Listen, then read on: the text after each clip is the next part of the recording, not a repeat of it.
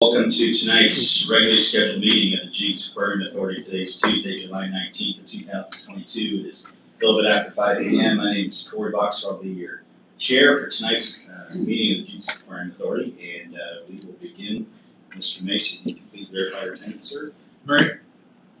Here. Rowe. Here. Bojang. Here. Bonds. Montgomery. Here. Caitlin. Here. Chairbox.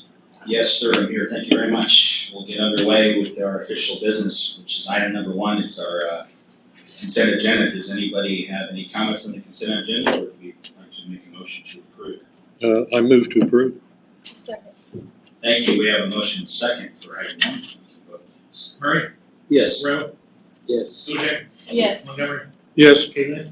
Yes. Chair. Yes. And we'll move on to item 3. Item 3 is award the bid for the carousel infrastructure project to Magnum Construction of Broken Arrow, Oklahoma, in the amount of $95,000. Is that Kenny sending an avatar, or who's speaking on behalf of Mr. Alex Optus? We might tag team this. Greg Helms, myself. You want to talk, or you want me to talk? Whichever order. All right. I'll let you talk and the other juggle. All right. Do you get to pick? This evening. So this project goes hand in hand with the carousel through, I believe, in November. So the work that's included in this is the foundation for the carousel, running the electrical service to the carousel, patching the floor once those are done, doing a safety railing around the carousel once the carousel has been installed. So we requested quotes from 3 different contractors, Rico Enterprises, ACO, and Magnum. All 3 have done work at the aquarium, or an ACO in this case is doing work there now. So we chose those 3 since they were all familiar with how the aquarium works. We received quotes back only for Magnum and ACO, and Magnum's was the lowest at $95,000. Last November, we had an estimate for the work in the $70,000 range. I don't remember what the exact number was. We're 8 months farther in. Now, construction costs are still kind of unpredictable. So our current best number is the $95,000. This will get the foundations and electric work complete by September 23rd. The carousel installation is anticipated to begin October 1st. And then once the carousel is installed, then they'll come back and put the safety railing around the carousel. So it's anticipated that all of this work will be done prior to Halloween. So are there any other questions about the bid that I can answer? Just as a question, that's a fixed bid for the scope. Yes. Okay. Any other questions for Mr. Helms?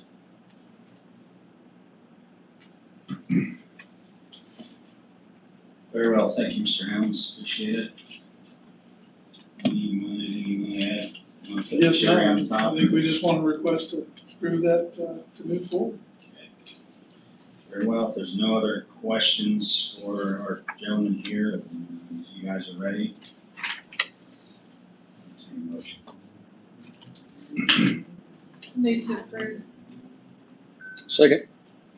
Thank you. We have a proper motion second to approve item 3. Let's vote, please. Murray. Yes. Rowe.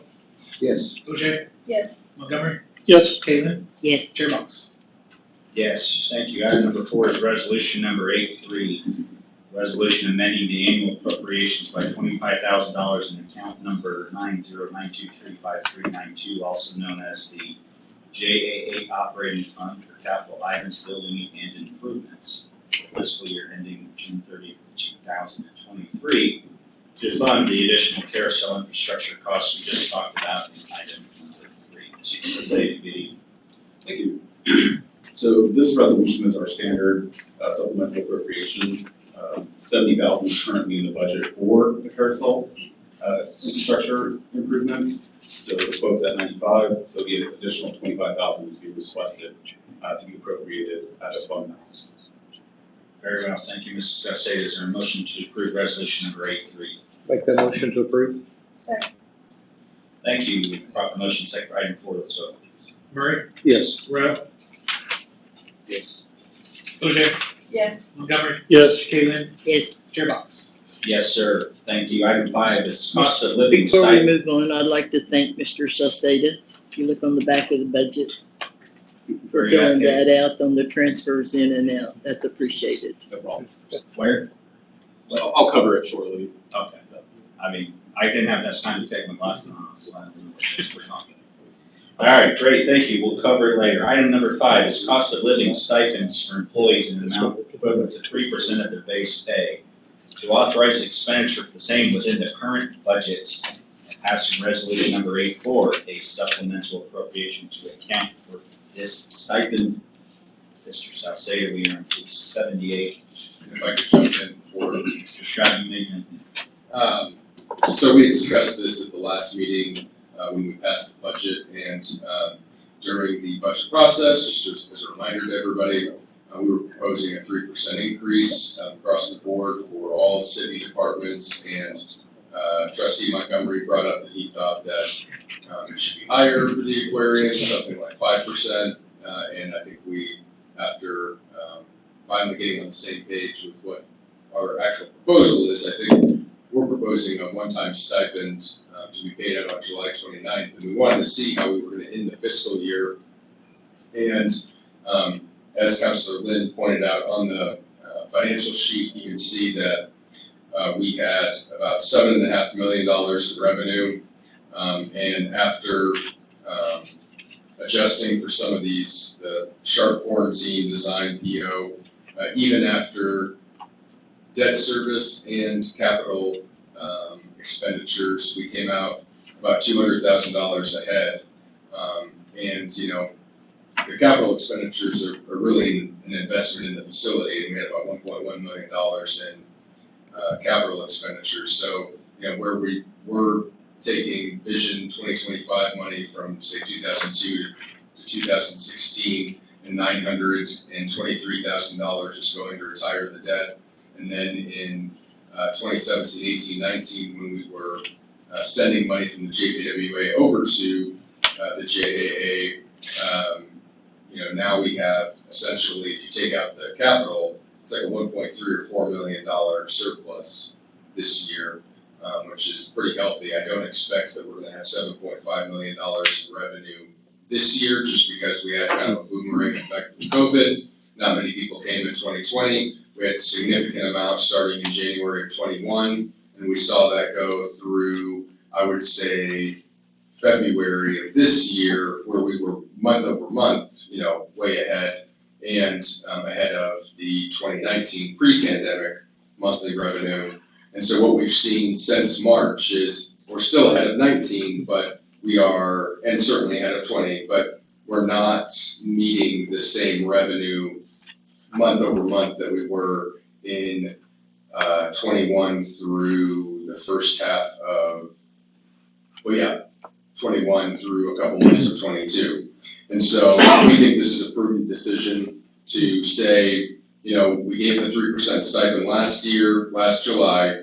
We said if everything worked out, we'd make that permanent. Everything did work out. So we recommended it become permanent. The JAA obviously passed the budget, and now we're saying if we could do that stipend again and see if we can pay for it, and then once again next June, May and June, we'll examine if the budget can take this amount of money and cover the expense. And if we can, we'll recommend that this stipend be made permanent beginning July 1st of 2023. And Robert Salceda and I reviewed the, I know there was concern related to the aquarium employees for City and JPWA. City and JPWA received the stipend last year. They received that stipend was made permanent through the budget process this year. And because the city had a surplus of close to, well, had a surplus, and the JPWA had a surplus as well. There was a time, a couple of years back, where the JPWA, I know this is kind of getting beyond this, but the JPWA was not covering expenses, but now we're back having a surplus with JPWA. So the recommendation for all three entities is the stipend. We think that this is a conservative way to increase pay over time by really doing the one-time stipend. We're not locked in, and we can evaluate at the end of the year and see how we're doing. So, Robert, I don't know if you have anything to add. Covers it all. All right, thank you, Mr. Saseda. Do you have any comments representing Mr. Alex Alplis tonight, sir? No. No? Okay. Any questions from members of the authority? Yeah, let me just kind of repeat back what I understood. This is only gonna be 3% of their base pay. Correct, This is not a permanent addition to the base pay. correct.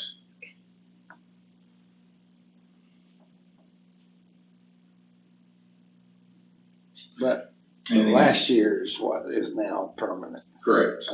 Yeah. So instead of just starting with a 3% increase, we start with the stipend, see how it goes. If we do well and cover all of our expenses, the recommendation is moving into the next year, it becomes permanent.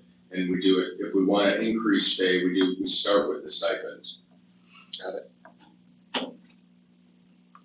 Any other questions, Mr. Rowe? Mr. Montgomery? No, just Robert, and this is, we had what was in the budget already, and so this was the additional part we talked about. Yeah, okay, all right. No questions. Thank you, gentlemen. I would move that we approve. Second. Okay, thank you. We have a motion and a second to approve item number 5. Murray, Yes. Rowe, Yes. OJ, Yes. Montgomery, Yes. Caitlin, Yes, Chair Box. Yes. Item 6, executive session for purposes of conferring on matters pertaining to economic development, including the transfer of property or the creation of a proposal to entice a business to locate within the city of Jenks. Or public disclosure of the matter discussed would interfere with development or products or services or would violate the confidentiality of the business. Don't ever let me get to the point where I memorize that, by the way. Would we entertain a motion to enter executive session? Make a motion that we enter executive session. Second? Thank you, gentlemen. We have a motion and a second, and we will enter executive session. Let's go, please. Murray, Yes. Rowe, Yes. OJ, Yes. Montgomery, Yes. Caitlin, yes. Chair Box. Yes, we'll enter executive session at 5:17 PM and we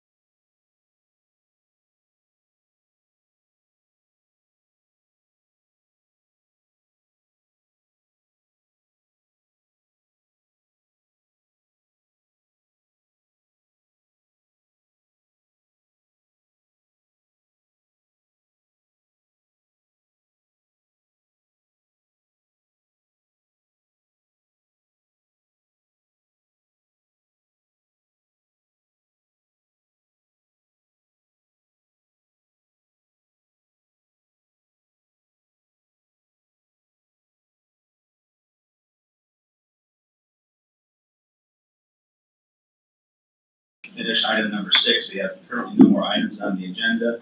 We're going to go ahead and skip tonight's staff report unless you can do it in 1 minute. Very well, thank you. We can have a motion for adjournment, please. Second. Thank you. We have a proper motion, a second to adjourn. Let's go, please.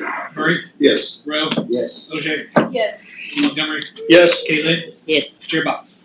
Yes, thank you very much.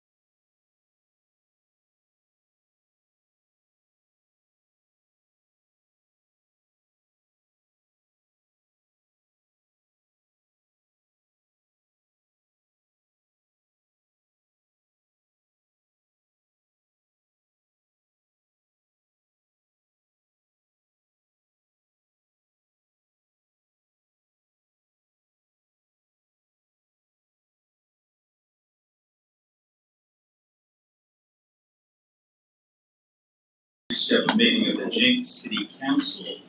Today is Tuesday, July 19th, 2022. It's shortly after 6 o'clock, and we're going to call to order tonight's meeting, and we're going to do so with Mr. Mason. Could you please verify our attendance? Klein, Present. Short. Here. Caitlin. Here. Isabel, Present. Murray. Here. OJ, Here. Mayor Box. Yes, council is here, full attendance, so we'll be conducting the business of the city of Jenks this evening. Tonight, for our invocation, we'd like to welcome Pastor Derek Robinson. Pastor Robinson is the Associate Youth Ministries Pastor of Beaver Street Baptist Church, and he's also taken on the responsibility of coaching your 9th grade Jenks Trojan football team. So give the guy a hand, give him some praise, give him some prayers.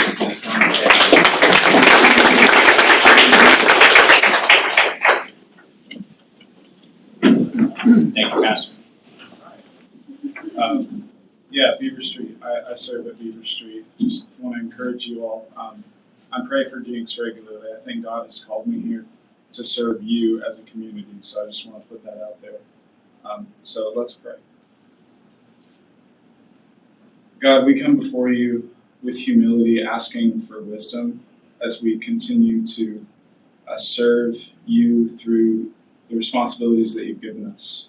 Whether it be an employee at a school, whether it be a volunteer position, whatever it would be, I pray that you would give us wisdom, as you promised to give us wisdom. If we would pray with confidence that you would fulfill it, if we would pray in your will that you would fulfill it. So God, I pray that we would have the confidence in all of the positions that you've given us. Give us wisdom during all of these times, during approvals, denials, whatever needs to happen through the Jenks community.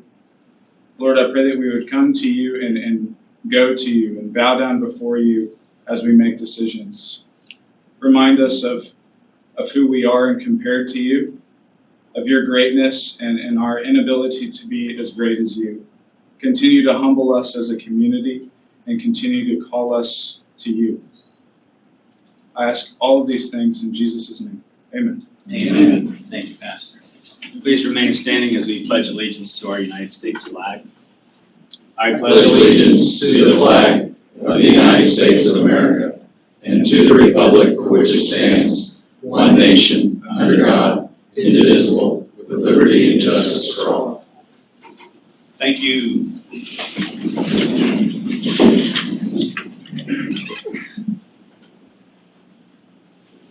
Okay, fun part of the evening, we have our confirmation tonight. So what we'll do is we are going to invite the Jenks swim team to come forward. We're going to have some fun at your expense. Because if you haven't heard about how I like to run things, we're going to have a little fun with you guys. So why don't you guys come forward, bring your coach, find a captain, find somebody who's going to answer the hard questions. You guys are going to take our place and vote on everything tonight. You didn't know that. But why don't you come on up? We'll want to honor you. We want to hear about what you've done.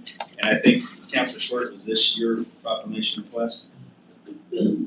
Yes. We'll get everybody involved and we'll knock it out. So come on up. Where do we go?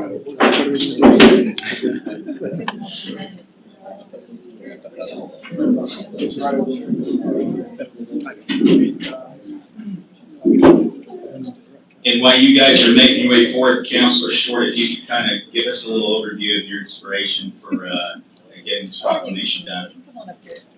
Stand anywhere you want, wherever you can be taken a picture, wherever you Fill in. Now the crowd isn't nearly as intimidating.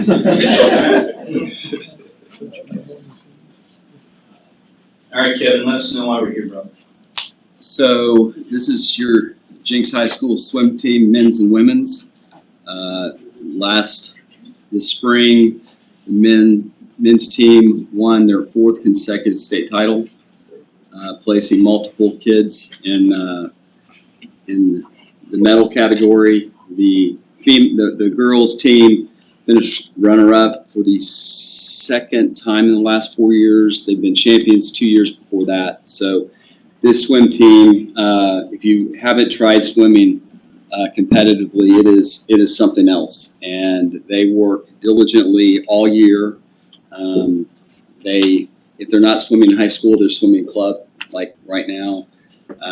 Usually 2-a-days during the season in the build-up to the final state championship meet. So Coach Diego, Coach Morgan, I don't know how many seniors, but I think the senior class is well represented. They are going off summer swimming Division I college. So very proud of what they've been able to accomplish this year, and I think they've done a good job and are very worthy of this proclamation. Thank you. See, Coach, the counselor just did all the dirty work for you wherever you're at. And, I just realized the best thing about this format is the people in the audience don't have to look at us. So raise your hand if you're a senior and you're on your way. You're on your way out. These are all our seniors. Everybody else is coming back. Yep.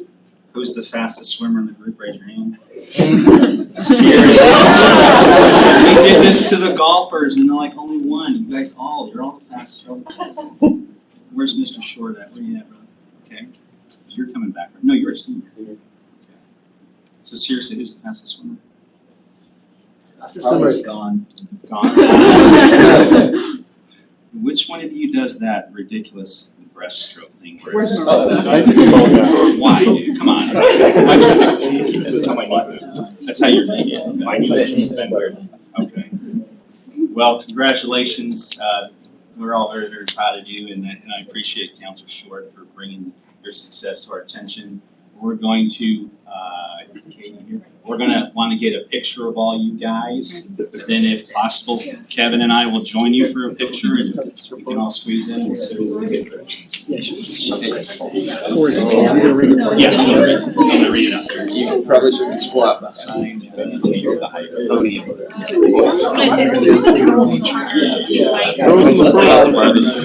She's like, I'm a thriller. Yeah.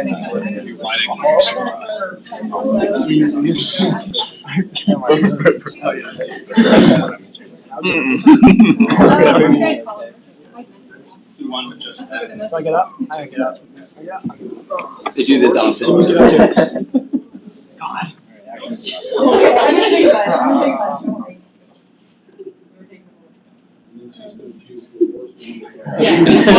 Yeah. One where everyone has their eyes closed. Okay, let's put it. Okay, Kevin, will you jump in on the bookend with me? Here we go. This up now. Okay. More. Sorry.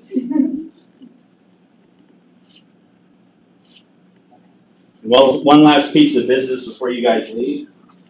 This is our proclamations from the city of Jenks, Oklahoma. It's called Jenks Swim Day. It says, whereas the Jenks swim teams have combined for a total of 34 state championships, and the Jenks boys team has won 21 state championships, more than any other sport at Jenks, and the girls team has won 13 state championships. And whereas in 2022, the boys team won their 4th consecutive title, and their 4th in 5 years, winning the 200-yard medley relay. And the 2022 girls team were runners-up, winning the 200-yard medley relay. And in 2022, the Marissa Williams won the individual state championships in the 100-yard butterfly. And in 2022, the Jenks High School boys won their 2nd consecutive title of State Academic Champion Award, and the Jenks High School girls were Distinguished Academic Achievement Award. Therefore, I, Corey Box, the mayor of Jenks, do hereby proclaim that July 20th, tomorrow, in the city of Jenks as Jenks Swim Day. Congratulations to all of you.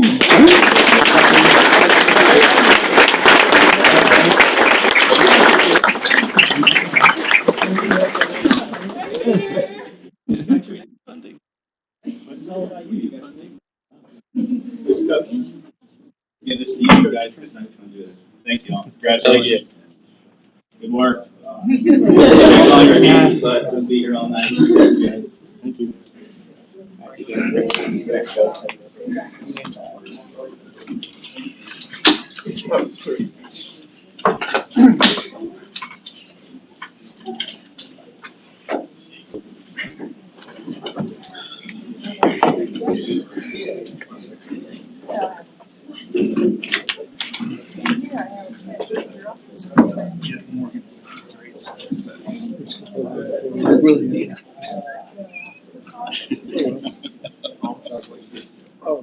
Thank you, Councilor Short. Appreciate that. We have an employee recognition tonight as well. Who's leading? What are we doing?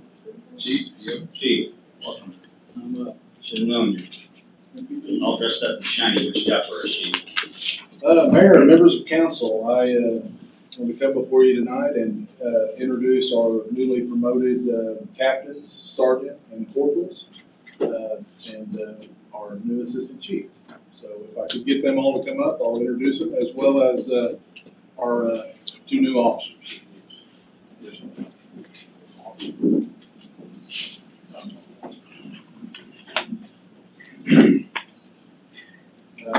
You all know former Major Melissa Brown is the new assistant chief. Captain Brad Schaus, Captain Eric Bowell, Captain Nick Chandley, Sergeant Kevin Nunley, Sergeant Bobby Galladay, and Corporal Good, Dylan.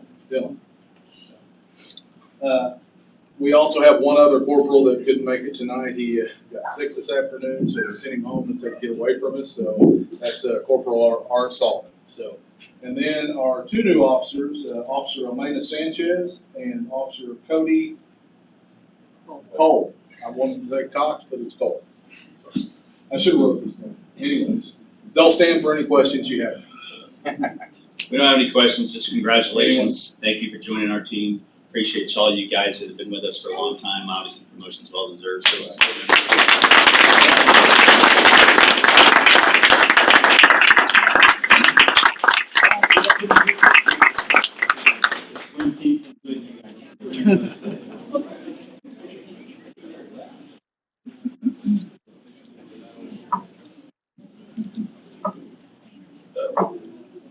Oh, and just to add, Officer Sanchez is our second Officer Sanchez because her dad is also this Officer Sanchez.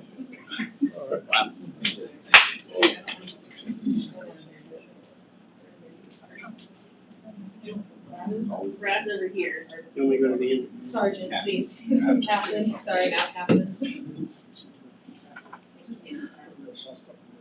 Yes, please. Yeah, let's go.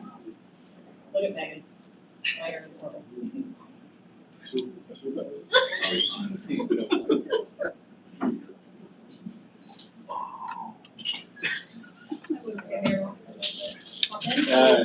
Sure. Came by the chief, maybe? Yeah. Everybody. Yeah, actually, that's certain. Yeah. feel very safe.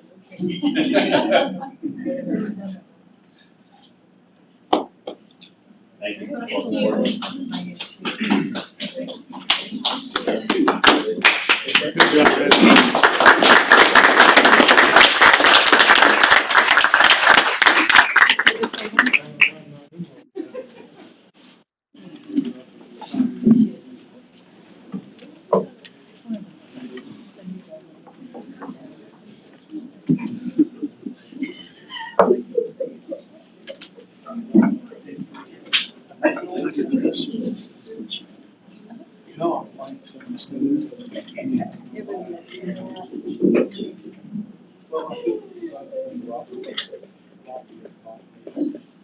All right, it looks like we're gonna welcome Mr. Fred Reed from our Animal Control Department.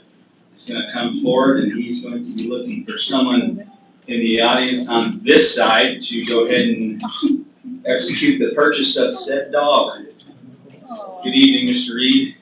Good evening. What do you have for us? Tonight, I can see that the woman in the white shirt, I think, is vulnerable. She's gonna take this dog.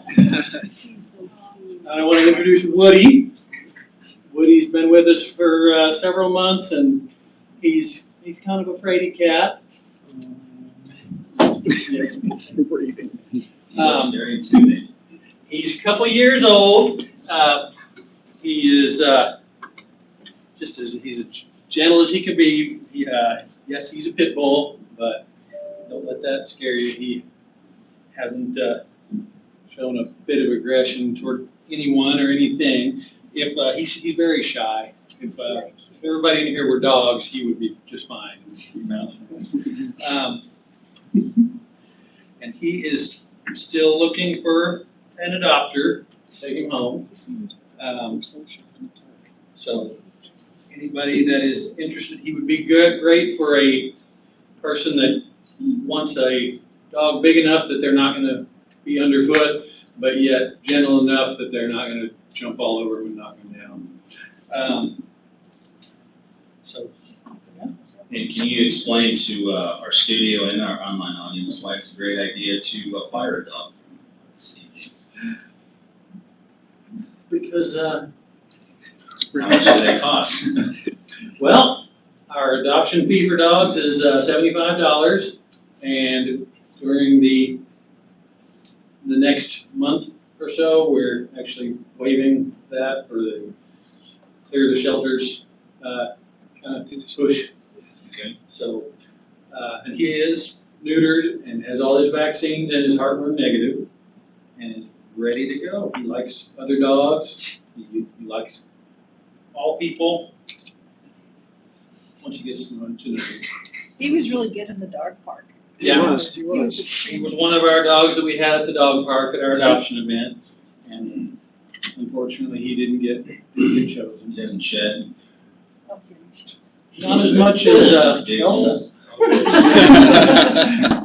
Speaking of which, I do want to announce that Elsa is living her best life now in the Shrout home. Yep. Oh, I want to thank Fred for doing this because I think Elsa might have been the first dog that you brought, or one of the first dogs, and you started this on your own, and I know that we ended up adopting Elsa, and I checked in about Levi. You brought Levi. My understanding is that he's been adopted. So I think that we really appreciate your efforts trying to get these dogs adopted and into good homes, and I certainly appreciate you introducing me to Elsa. You're welcome. And I appreciate the city and all its support. And, Do you have any mugs left? we do. All And right. if you adopt one of our dogs, you'll get a free mug with our mascot on one side, and the other side says, I rescued my human. I rescued my human from Jenks Animal Shelter. Didn't Elsa tell you before she left that she really wanted a male companion specifically? Well, she has a couple little companions. Yeah, Where, we have 3 dogs now. Yeah, their other dogs are quite small. So This is a medium size. I inquired about Levi. he did. So I think what our city manager is suggesting is everybody give the guy a hug tonight. He's done a lot of work to take care of these dogs between he and his wife, and he probably deserves a big pat on the back, because I'm sure it's no small undertaking. But thank you for bringing him forward. Put the message out there on Facebook that it's free adoption month or whatever it is, and we'll be praying for Woody to find a good home. All right. Thank you, Street. Okay. One more. Oh.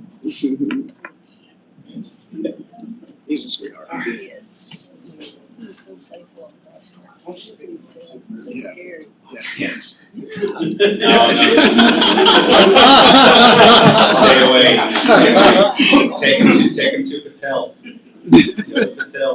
That's what I meant. Yeah. Get him over to Ricky. Mr. Chin's in the back. He's got a big yard. Take him to Mr. Chin's.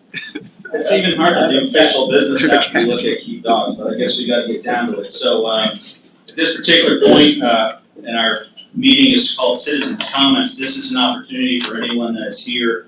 If you would like to address the entire council on any item that's on your mind that is not a part of tonight's agenda, now would be the time to do so. 3 minutes, 5 minutes, whatever you need, as long as it's not germane to tonight's agenda, we welcome you to come forward. Yes, ma'am. Thank you. And if you could just give us your name, your address, and the topic of discussion. And good evening to you. I'm Roxanne Baldridge. I live at 530 West E Street. Jenks- I'm sorry, what's the address again? West E Street. West East. Thank you.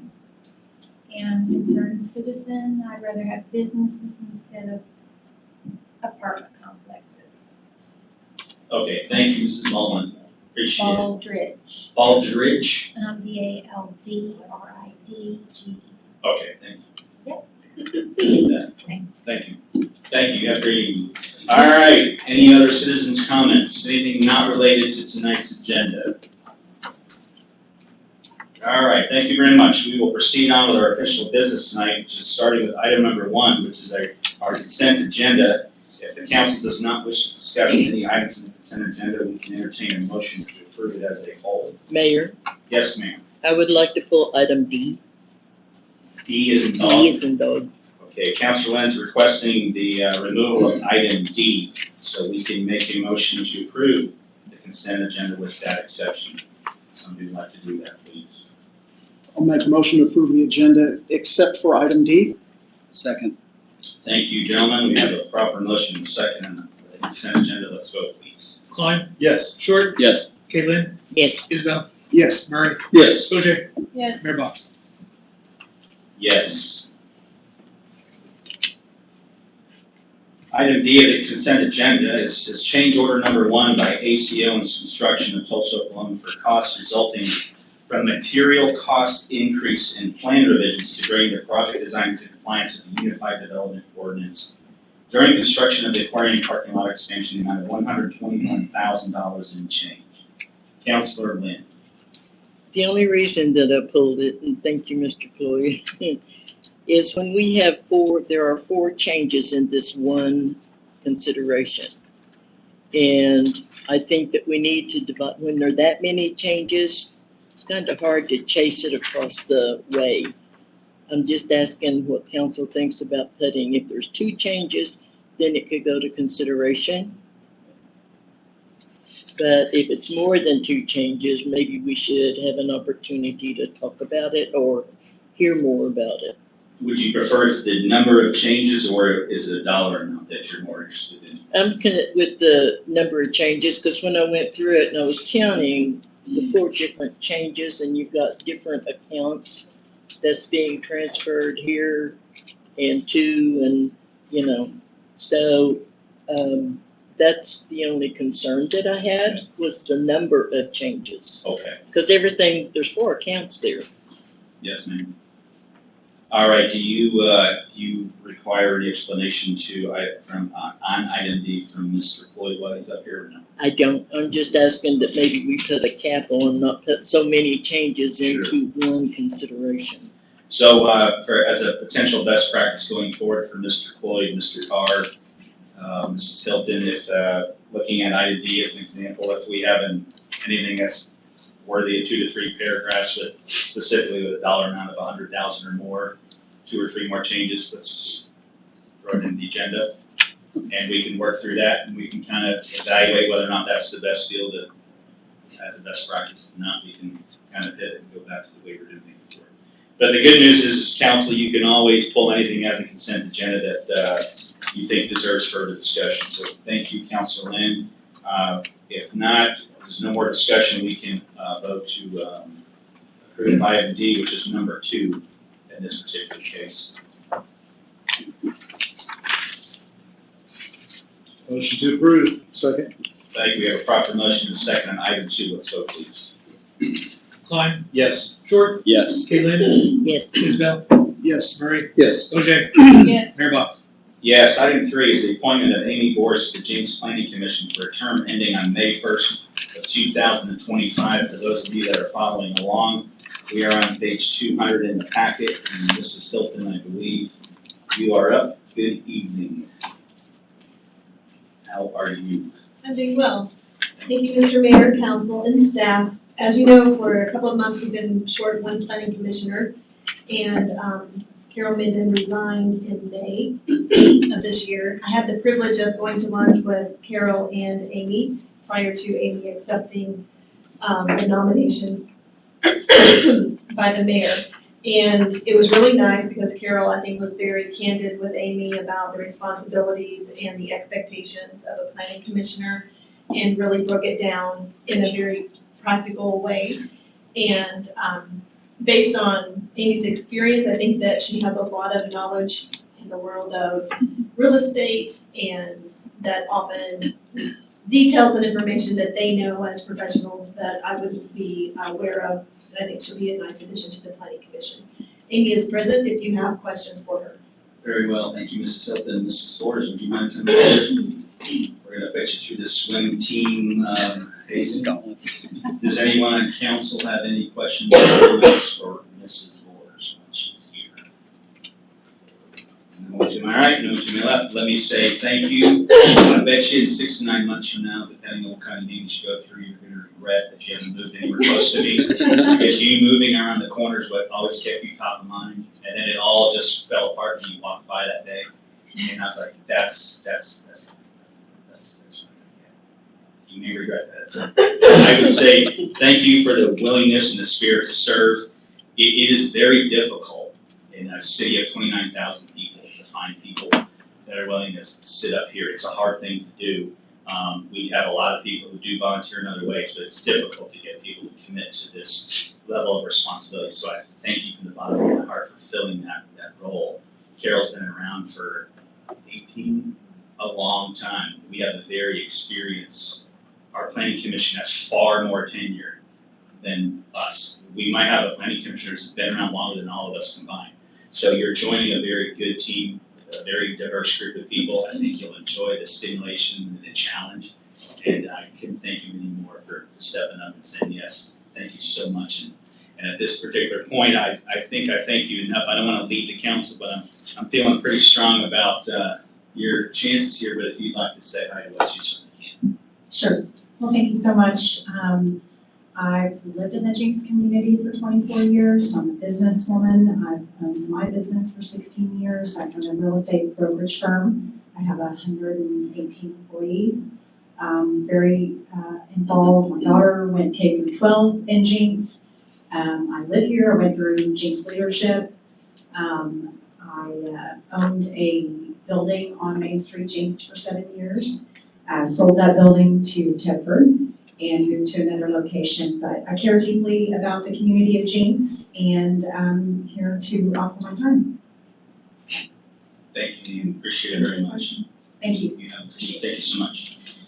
All right, council, we're back on item number 3, which is the potential appointment of Mrs. Amy Boris to the Jenks Planning Commission. If you are in approval, please make a motion for her approval. Move to approve. A second. Thank you. We have a proper motion and second to appoint Mrs. Boris to the Jenks Planning Commission. Let's vote, please. Klein? Yes. Short? Yes. Kaylin? Yes. Isabel? Yes. Murray? Yes. OJ? Yes. Mayor Box? Yes, congratulations, Amy. Thank you. Sir. All right, item number 4 is to select a successful proposer for the downtown Jenks West Gateway Infill Project, also known as request for proposal number 1, based upon the RFP Selection Committee recommendation. We are on page 203 in your packets, if you are following along, and I believe we are going to hear from Mrs. Hilton again. Thank you, Mr. Mayor, council, and staff. This is the first RFP, I believe, that the city of Jenks has ever submitted to the public for proposals. And we started this process in September, and I believe the mayor said, hey, let's get that RFP going. And so we looked at other communities and looked at their samples and how they did them and took some tips from other communities, and we got it all together. It took us a little bit, submitted it to the public in January, and in March had 5 outstanding proposals. It was very, very challenging. The selection committee is listed on page 205. They did an outstanding job. I may have misled them a little bit. I told them it would be a couple of hours of meetings, and it was not. It was about 20 hours of meetings, and so we fed them. And so we had a lot of food, had a lot of conversation, and it was a very, very serious process. So that being said, they recommended Acre LLC, because Acre Development LLC. And just a quick reminder, our city attorney is not present this evening, but she had a memo at the very beginning of this item for the agenda, and this tonight is basically to select the successful proposal or proposer, and they will be granted, all this does basically is grant the city the ability to begin negotiations with the proposer. And it does not commit the council to anything. It is, I'll read it exactly. Council is not committing the city to anything except to negotiate in good faith with the successful developer. Also, the details in the successful proposal are not finalized in any way, so that can be part of the negotiation. The applicant is present with his team and available to answer questions if you have questions for them. Great, thank you, Mrs. Hilton. Any questions or comments from council before we bring the applicants forward? General comments, anyone, starting on my right. Thank you, Mayor. Yes, I do have Councilor comments. Lynn. First of all, the citizens wasn't represented in the rest of the committee. The reason the citizens wasn't represented is because council wasn't represented. Not one councilor was allowed or requested, I should say, to pick somebody for the committee. There was not a notice go out to council that the committee was ready. And we've had texts from all kinds of issues. And I think that this could have just been settled with one text, ready for committee selection. It could have come from the city manager, it could have come from the mayor, the text could have come from anybody to ask us to think about who we might like to be on this committee to represent us. Tulsa works on this committee premise. We're not Tulsa. We are the representatives. The citizens put us in this chair. It's not what Kaylin wants. It's not what the mayor wants. It's what the citizens want. So, having said that, everybody on this council knows people that might have served the purpose of making a selection as far as the RFP is concerned. So that's my number one concern, is the fact that first time council has ever had an opportunity to even discuss, and we're told, not asked, but we're told what developer to pick. I'm not saying anything bad at all. I'm talking about the process. But this whole process was taken out of the Jenks City Council, the elected officials' hands. They say, because I've had a conversation and I hear, well, was there any questions? You have to know what's going on, what's been done, what is going to be done before, questions. There's a couple of other things that I think could have been done a little bit differently, but what I think, it's not what council thinks. Because we are 7 elected officials to represent the citizens of Jenks, period. And you can say, well, they recommended or they elected us to make decisions for them. I agree with that. But the decisions that they want us to make is the function of the city, not multi-million-dollar. When we met in 2019, I'm going to go all the way back because some of y'all don't have a history of this. It started in 2019 at House on Levine, actually before that.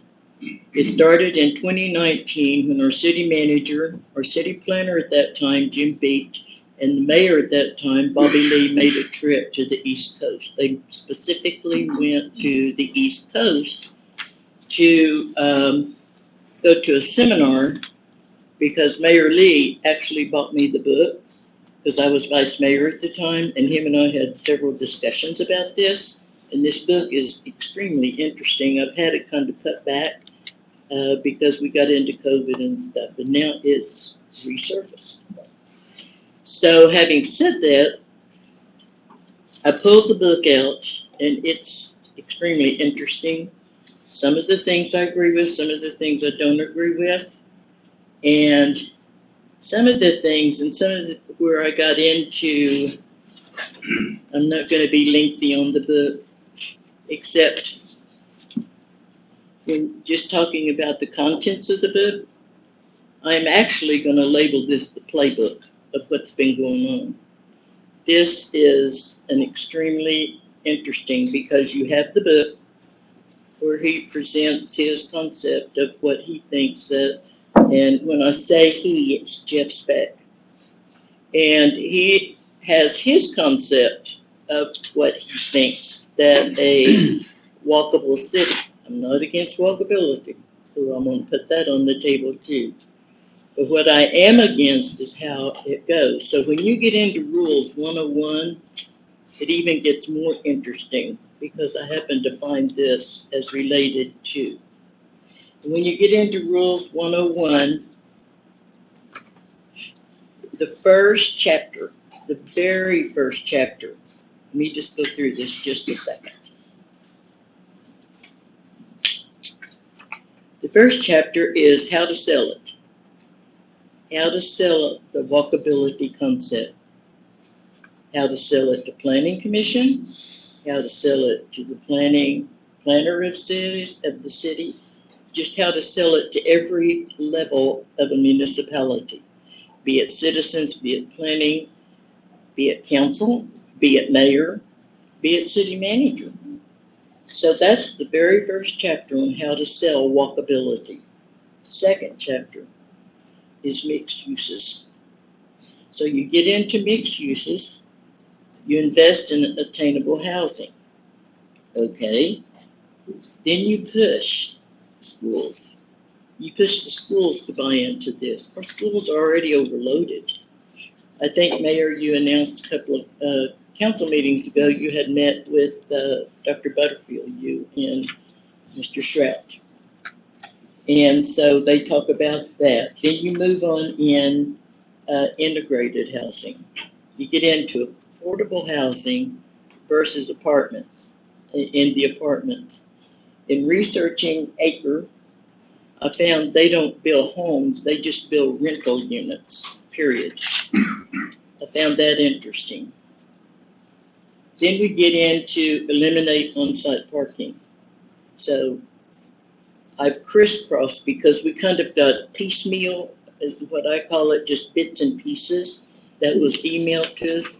And I respect Marseille and trying to keep everybody informed as to what's going on. So I crisscrossed on what we had been told or information we had been given. So I may be out of sequence here, so bear with me on that. So now we get into one of the big, in both of the books, that I found extremely interesting. In the first book, there's a whole chapter. The first thing it tells you to do in the first book, you have to change your code. You have to change your ordinances. Here comes House of Levine. House of Levine was brought to us in 2019 to change the code, to change, and then we go into the UDO.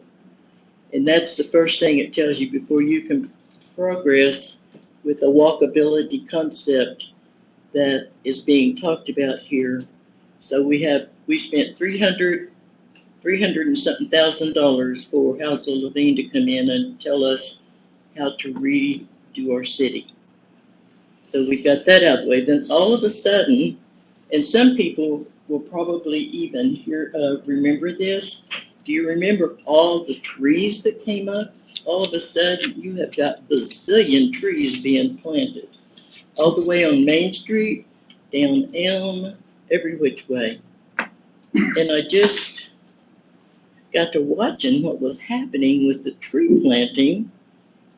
And so I looked into that and discovered that the citizens at Jenks had paid $100,000 for all these trees. That's part of this. There's a whole chapter in this book related to trees and the importance of trees. So that's another thing. The other thing, so now we are up to density.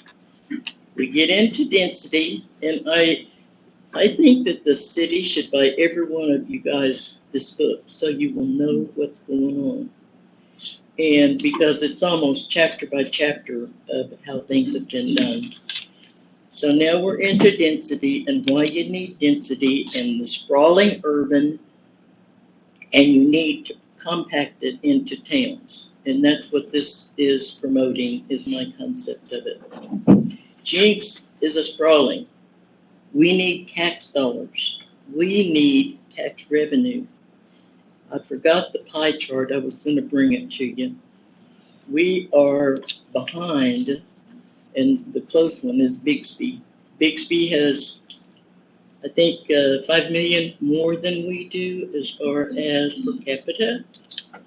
And so I'm just going to try to pull from my memory there.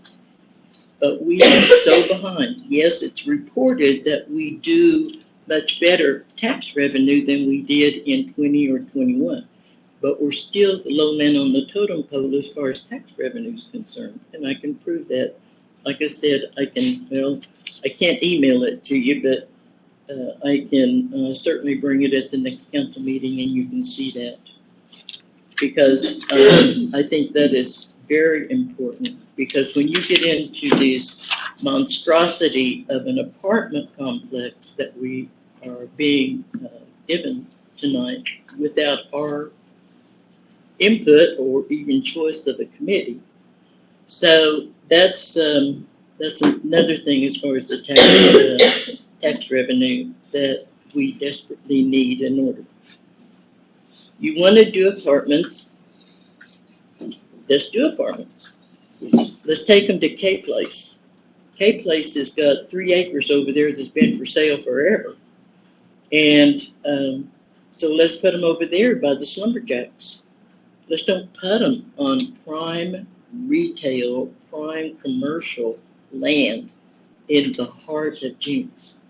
If you look at that, it takes up the whole block. You cross Aquarium Place and you put townhouses over there. 300 and something units. That's bigger than the Thrive. If I can't remember the total apartments that the Thrive has, but that's bigger than the Thrive. The other thing is we don't have any information, or maybe somebody does. I don't have any information on parking. Has a parking study been done? Do we know? The other thing, traffic study. We know that a traffic study has been done, but we've not been given any information on it. The traffic study talked about stoplights and things of that nature, because I specifically asked Mr. Floyd one night to talk about the traffic lights. So now we have parking, we have study, traffic study that we don't have.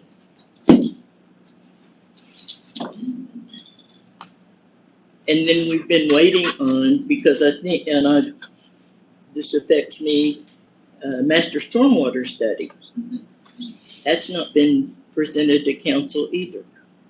So we've got all these studies that's infrastructure that hasn't been presented to council. But yet we're asked to vote and to look at this monstrosity, I call it, that's going to be set in the heart of Jenks. So this whole process has been backwards. That's left council out. Maybe you guys were involved. I wasn't. It's my ward. So, so I have a lot of questions that go with that.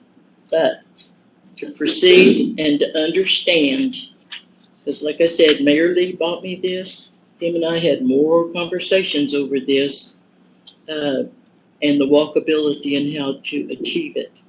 And the other thing, as I talked about earlier, is tax revenue, which we are a tax-based city, municipality. And on my pie chart, what I saw, where it compares us to the other suburbans. And I know Broken Arrow is bigger than Jenks, sure, and some of them are, but Bixby is very close. Glen Pool was not on the pie chart, so I can't speak to that, which I wish it had been. So these are things that need to be talked about. These need to be thought about. We need to see the other proposals. What other proposals? What are we missing? Because on one of these it says, and let me quote, "At this time, council is not committing the city to anything except to negotiate in good faith." The decision's already made, guys. Have y'all already voted? Let me speak to that just a little bit. Kind of interesting, the other day, as I was coming down by Aquarium Place, and who I ran into, Robert Bell. Robert Bell was moving in to the little building there, and he's making it his office. Robert Bell is the land use consultant on Acre. The only reason I say that, he's moving in already got his office set up like we've already approved it. A little bit cart before the horse as far as I'm concerned, because we haven't really discussed anything. The lease on The other that, thing that, well, I was just gonna say, the lease on that is not with Robert Bell, it's with Charlie Warmerhauser. So all I know is it's he's news to moving in. me, yeah, it's news to me that Robert Bell is moving in. Could be a conjunction too, Chris. Could be for this since he's the land use person. It's right across the railroad track. So, let me finish, and y'all can do what you wanna do. So, the other thing is they're already marking off everything as far as what is where for digging. I call it Okie. There's another one that Jenks uses, USM something, and I'm not familiar with what the acronym is. They're already marked off down there. And then the other question I have is, there's that parcel of land that doesn't belong to the city, that belongs to Pat Thomas. The value on it, according to the Tulsa County assessors, is $33,000. Now, how much do you think it's gonna cost us now to buy it from Pat? Have you talked to Pat? I'm just asking a question. So, that's something that we have to think about too, is we don't own all that land down there.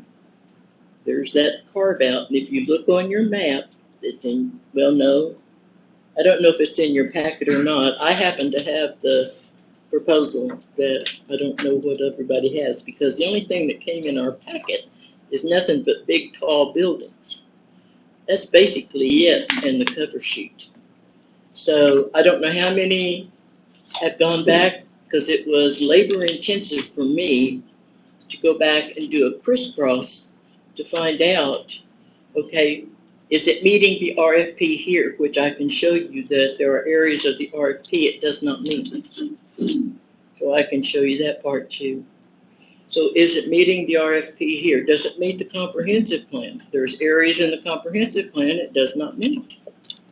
So there's a lot of this that needs to be stepped back and looked at. I personally think you guys, excuse me, you counselors, that all counselors should maybe have a copy of the applicants. I know I got a copy. Marseille graciously sent me a copy of everywhere they sent it. So I found that to be really interesting too. So this is not Main Street Jenks, and I can tell you, I will promise you, if this goes through, and if you do it, and you think you're gonna have any chance for re-election if you choose to run, you won't get it. Okay, what else, Councilor Lynn? Let's stick to the agenda. We welcome your opinions, your facts. I'm just fine, Mayor, thank you very much. Well, no, we're not gonna continue to talk about whether or not people care about being reelected. I'm just giving you an opinion. Okay. Now. Well, you can share those opinions with us offline. If anyone's concerned about getting reelected, we can have one-on-one discussions. Let's value our time and our citizens' time. Let's just stick to the topic. That's right. Thank you. And I totally do value everybody's time. That's why everything needs to be known that isn't known. Well, I would suggest actually, because we do this a lot, if this is not meeting requirements of the RFP, the floor is yours. And I'd like, go ahead.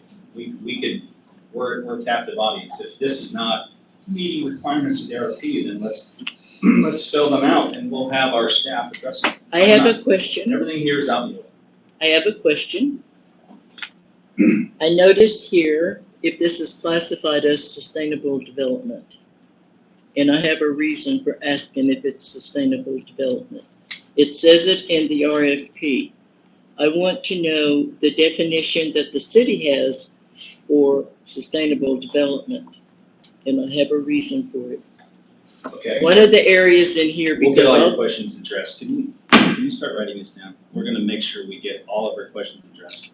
Question number 1, what is sustainable development? We'll have our staff answer it. Yes, ma'am, please continue. In the book, and that Mayor Lee bought me, and it talks about sustainable development. The only thing is, the cities that they do a comparison to in here, the cities are like Seattle, Portland, Oregon, Washington DC, everything, millions of people, not 25,000 of Jenks. So I'm just saying, you can't compare those to here. One of the things that I found when you get into the walkable, especially in Seattle, it was interesting, and I just stumbled on this on page 153, if anybody wants to read it, that Bill and Melinda Gates is involved in this. So that's what they work from. So I do have things that will be asked of the developer and some questions of Marseille that need to be looked at. The other part to this is mixed use.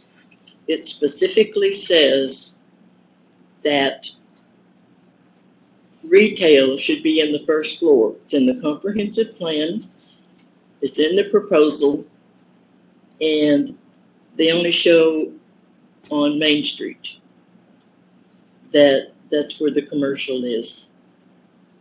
Not on Birch and not on Aquarium. And as I just said, I wished I had brought the pie chart to show that how we need retail there. So that's the other thing that needs to be talked about. Question number 2. Mm-hmm. And it says here on the RFP, ground floor tenants, which will include local businesses that draw consistent customer service or customer base and contribute sales tax to the city.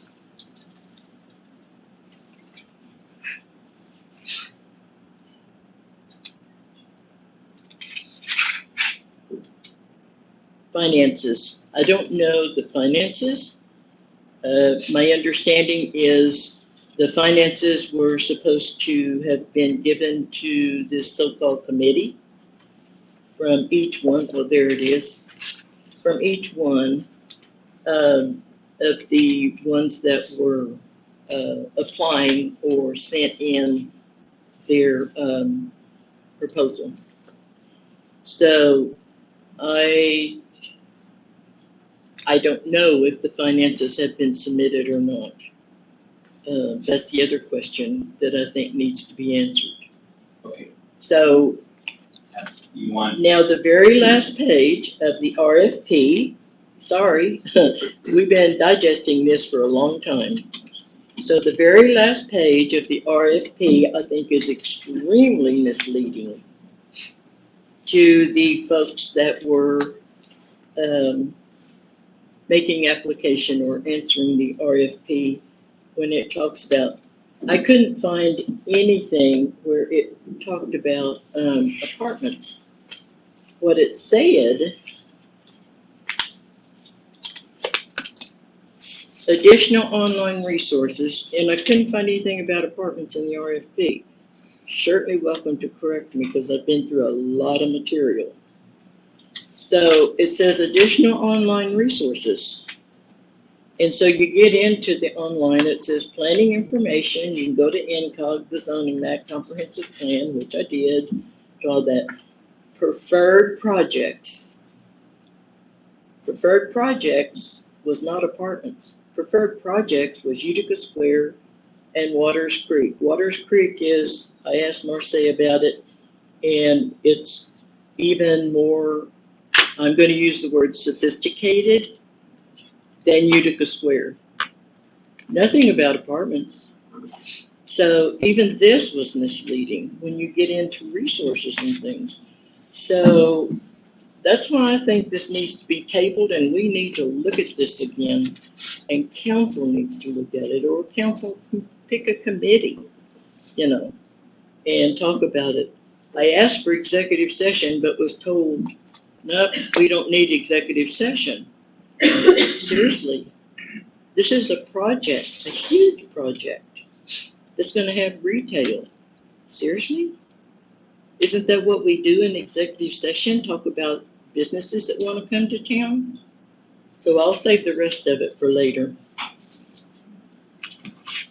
very well, if anyone on staff would like to address any Councilor Lynn's concerns or comments, please feel free to do so. Well, I don't think, first of all, thank you. I'm flattered that you think that I have read these two books and have some strategic plan, but I don't.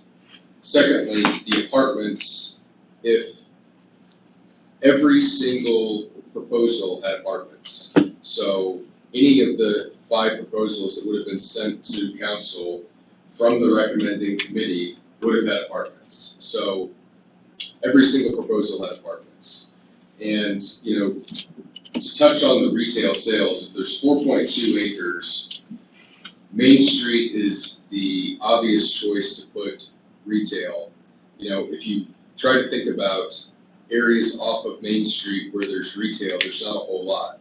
And the reason there's not a whole lot is the same reason that I've discussed with you before, Councilor Lynn, is that the city of Jenks has the demographics in terms of the income, the education, the median age, but the issue we have is we don't have enough people to have critical mass for successful large retail developments.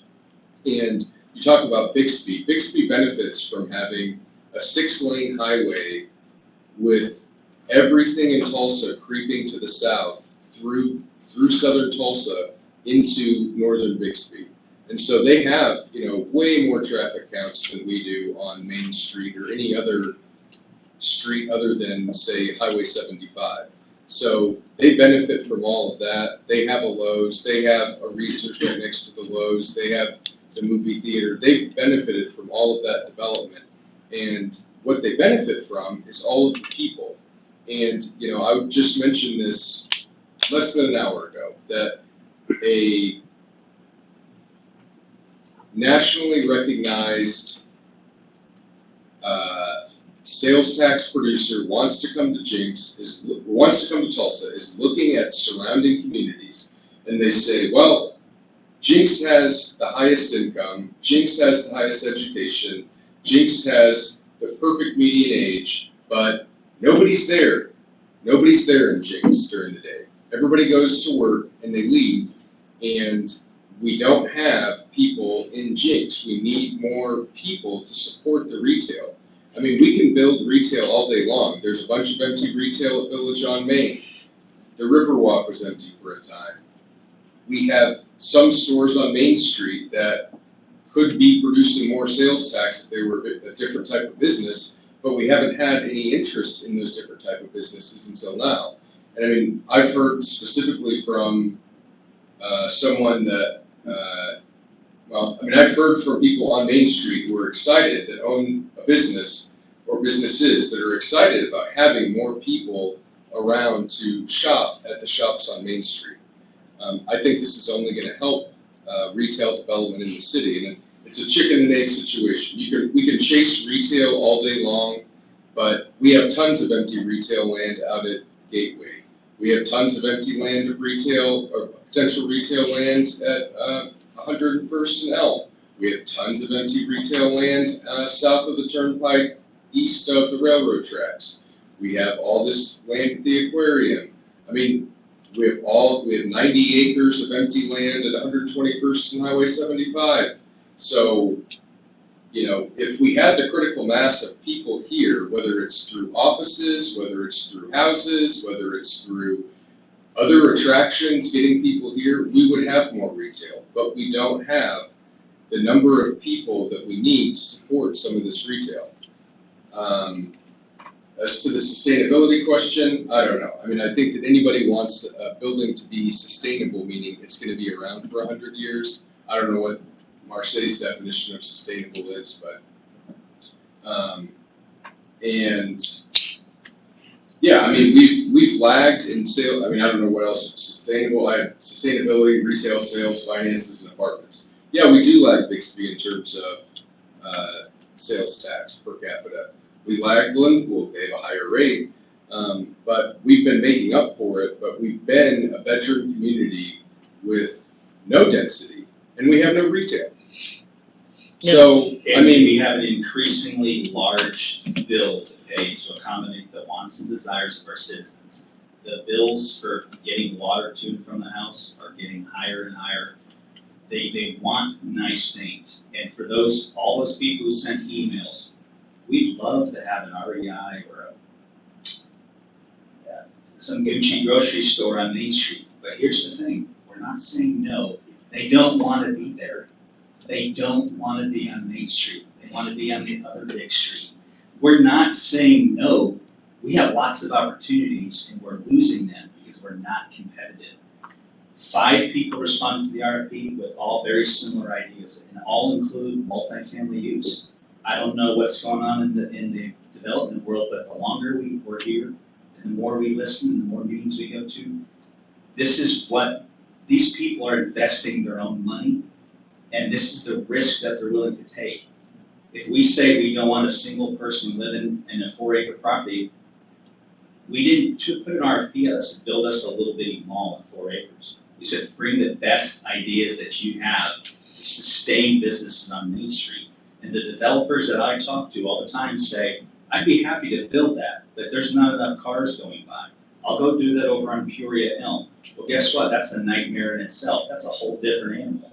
But for right here, for what we have, they all submitted similar projects. And what they all tell us is, I'm not willing to put a restaurant on the first floor with the current people you have in your city. I don't think I'll get enough customers. I want people living right upstairs that will walk down and be a patron of this business and get a haircut or buy the food. That seems to be the new trend. It's not a trend that this council is pushing or asking for, and it's not a conspiracy theory. And I'll address these words that I know where you're going with this. And you know, it's easy to note that previous mayor's not here, the previous city planner is not here, and I didn't agree with half of anything the previous city planner had in mind for Jenks. Very much like the West Coast, very much like the populated centers in the East Coast, and very much like Tulsa. We don't want to be Tulsa. We're landlocked. We do the best we have with the resources that we have and the land that we have, but we're also really, really on the verge of trying to compete for any attention and any value. You know, when Simon kicks off, we're going to see lots of activity. But the reason all the proposals look the same for this kind of property is because they told us that's what I'm willing to build. They're not willing to build another Utica Square. They're not taking the risk. If you read next door on Facebook, you know better than anybody. There's people that don't believe we'll ever have a mall here. They still don't believe it. So if they don't trust that retail is a part of the future, why do we build more retail on Main Street? This is what they're willing to invest their dollars in, the risk they're willing to take, and it's the options that we have. And let's talk a little bit about, I know where this is going. Mayor, I don't think the word walkability in itself, on its own, is a bad thing. I mean, even my own wife and I, we disagree sometimes. Like I say, I don't mind parking on Cherry Street and having to walk a quarter mile to eat at Nicosina and having to walk all the way back. I've had developers tell me that's their goal. They want people to have to walk by the storefront so those people could benefit from us saying, well, look, there's a candy shop that didn't know existed. I'm going to go in there and patronize that business. Walkability on its own is not a bad thing. I do agree with you because you and I know this back topic that you're talking about. But all these words combined together in that book, I'm not a fan of that at all. And I'm not asleep at the wheel either. I'm very familiar with Agenda 21. I know why all these emails I got in the last week about the New World Order, about me being a victim and falling into this craziness. That's not who I am, and you know that. I pay attention to these things. I'm the only one here who's lived in the third world, the only one who's lived under socialism. That's not what our plan is for Jenks. It's not his plan, because you know what his plan is? It's our plan. We are landlocked. We do the best we can with the resources that we have. I'm not interested in what Tulsa's doing. I'm not trying to get people out of their cars. This is not a war against fossil fuels by eliminating parking places and getting people so pissed off that they buy electric cars. This isn't that. I can appreciate it though, because I do study it. I do pay attention to it. But that's not your mayor, Councilor Lane. You know me better. We're not falling a victim. We're not going to be a miniature Tulsa. We're not looking to become a smart city and install cameras on every corner. We're not looking to do that. I'm a pro-freedom guy, but when I look at the bills we have to pay, and when that gentleman tells me that we need $30 million to flush toilets in the next 10 years, you know what? We don't have the money. I understand too. I'm not finished. We just don't have the money. So what we're looking to do in economic development is not a bad word. We need to grow the pots of money that we have available to us in the most responsible way Because our citizens want nice things. I go to all these, they want really, really nice things that we can't afford. So we're gonna responsibly grow the money that we can. And yes, sales tax we're all just chasing sales tax, but you know we have to. You know we need that help. Because guess what? First priority is still potholes. It's still roads. Nothing's changed. But I tell you what, with all the emails we get about, my neighborhood is more important than anyone else's. Just this week, our citizens text us, my neighborhood is more important than yours. Fix it now. If we're to accommodate all those needs, we need some help. And chasing retail and only retail is not the answer, because the developer won't build it if we tell it. If we go back and say this has to be our way or the highway, it's going to be just like Mondo's, and they're going to say, see you later. You know what happened there. We can't do that. I'm not suggesting, when I looked at this picture, Kate, I wasn't in love with it, and I'm still not in love with it. And I'll tell a guy I don't love it. But that's not what we're voting on tonight. You guys heard what Marseille said. We're here to decide, do we choose to enter into discussions with this entity that's here and work towards a project that is agreeable to everybody, and now you think your citizens in Ward 1 and my citizens in Ward 6 that we'll all agree on. So that's all I'm going to say, and we'll give you a chance to respond, and then we'll let the council go ahead and talk about it. Because everybody thinks that all this humongous apartment building is the answer to above all. I wholeheartedly, in fact, when Jim Beach was here, I learned what rooftops was and density was and stuff. So it's foot traffic. So let's talk about that for just a little bit. There is no guarantee that you can build 300 units. There is no guarantee you're going to have 300 people in Jenks. They're all going to go to Tulsa and work.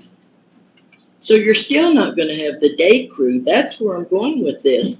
You think you're going to have 300 people in these apartments that's going to need to get out and walk and go downstairs and get a haircut and this. I went over when this all started, and Dwayne Phillips started, and was supposed to have retail at 3rd and Aquarium. I went to Trojan Place and talked to them people. I talked to the residents. And they enjoyed having their business on the floor, on the first floor, because that's the concept. All of the businesses are on the first floor, and they lived upstairs. And all they did, and because he was closing up shop when I was talking to him, and walked upstairs after a long day in the office, quote. But you're acting like that this is going to be the means above all of 300. I couldn't agree with you more, and I'm more than 110% for economic development. But why can't you put apartments over on K Place? Okay? You can have all the amenities over there. Now let me finish. You can have all the apartments over there. You can have the amenities and put it on K Place and still have the retail. Now you get into retail, you're going to draw the foot traffic from Glenpool. You're going to draw the foot traffic from the surrounding communities. When I'm going to ask Vice Mayor OJ, remember when we met with Josh Driscoll when we were first elected and there was a coach? Josh, we met, you asked me and Donna OJ to meet with a coach that was trying to get the chamber's business to market Jenks across from coast to coast. The retail coach. Mm-hmm. And we met with them at Waterfront Grill, and he had a pie chart because I had talked to Jim Beach again about it, and that's when I learned the term rooftops and stuff, was at that meeting with Jim Beach. And he had a pie chart at that time that showed foot traffic in Jenks to be 1 million and more people. I can't remember, all of that. But him and I talked because that's where Destination City started for me. So it's foot traffic, probably more than, and I agree with you. I'm not opposed to that, but don't negate the retail part of it. That's all I'm saying on this. So I can't remember the coach's name, but we met at Waterfront. Well, first of all, I would thank you. I doubt anyone's done as much reading as someone as you. You always put us to shame with that, but I think, you know, in a free market, if we allow capitalism to do what it always does, and we stay out of it as government people, because we tend not to always, the government doesn't always make things better. If we stay out of the free market and let capitalism do what it wants, somebody would have taken the risk and invested their money to build apartments on Cape Place. I don't know why, I don't even know where I know where Cape Place is, but I don't know where you're talking about. But if it was highly desirable and somebody could profit from it, and I don't care if they profit from it or not, I don't think they should do anything without making money for their families and their companies. And somebody would have done it by now. The library property was an opportunity that this council said, you know what? We have an opportunity to take matters into our own hands and control our own destiny, and we unanimously agreed that we would actually make the investment because our citizens put us here, trusting us that we would do smart things with our money and their money. And it's very rare that we get the opportunity to buy a piece of land and control it. And I would encourage you to remember that we do have control over this. We are in control. There's no leverage here that we've given up. And I think we are in a good position. You know, the committee unanimously brought this particular entity forward. But in all fairness, if you look at the spreadsheet and the matrix where they broke them all down, other than they all kind of have different cosmetics, the bones are all the same. This is what the market wants to bring. This is what the market is building. And if I tell them, you know what, all we wanted was a miniature mall, I don't know that they would have taken the risk on Main Street, because I know where they want to build, and it's not on Main Street. So you could say this is that we were kind of taking what we're giving here, but we're going to make the best of it. And if you disagree, by all means, we are not done hashing this out. We have a lot of work to do left on this. If you want to build that building exactly like it is, then you do have a say. You really do.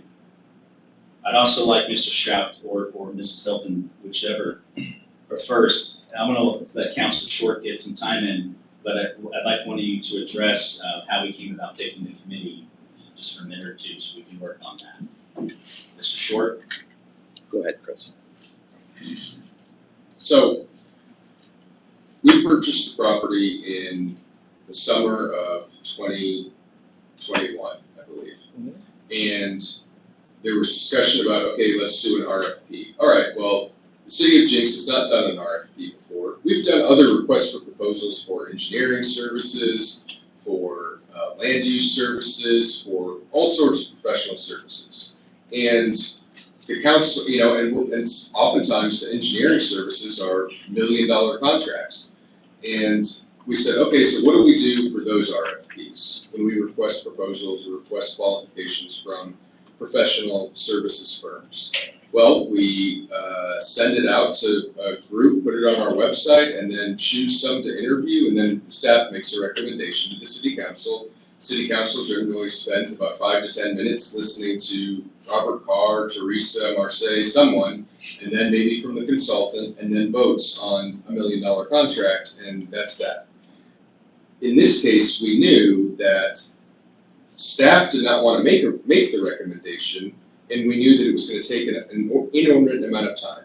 So, starting in September, Marseille, Brandon, Tanner, Robert, like all of staff is basically trying to help Marseille and Driscoll put together this RFP. It takes months, and we send out the draft RFP to the city council and say, please provide us your feedback.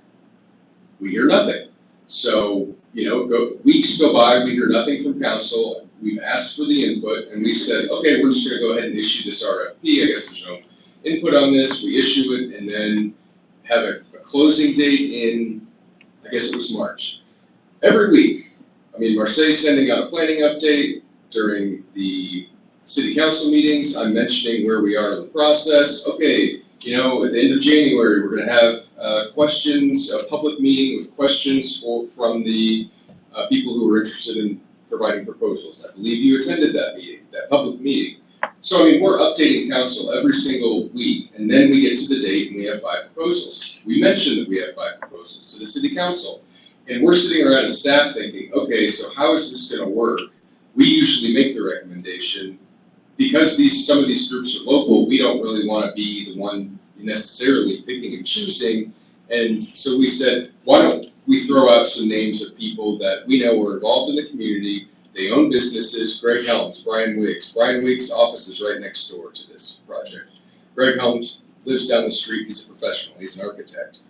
You know, we thought of who's involved in the chamber, who's involved in, you know, been in leadership Jenks, and is willing to give up a significant amount of time to work on this to make a recommendation. And it wasn't until a couple weeks ago that I heard from you about that now you're unhappy with the process. And it's like, well, okay, we've been working on this for a year, and it's been at least 6 months since we issued the RFP, and I've heard nothing. I have no feedback. So to me, if I had a staff member who I wasn't providing feedback to, and then they just kept moving the ball forward, and I came back 6 months later and said, I cannot believe you did it this way. That doesn't make any sense. I told you why, because it was committee, and everything, just like tonight, everything comes before council. The committee didn't come before council. I kept waiting for the committee to come. It's the process I'm worked up about. But the for 6 months, committee, you never asked. I didn't get we input. shouldn't I didn't have get to direction. ask. Okay, so I need to come. Do you know how many things that I'm responsible for? Mr. Shroud, I tell you what, I can say this, Kay, let's identify a place where we do agree. Marcy, what RFP number is this? 1, How many times have we done this before?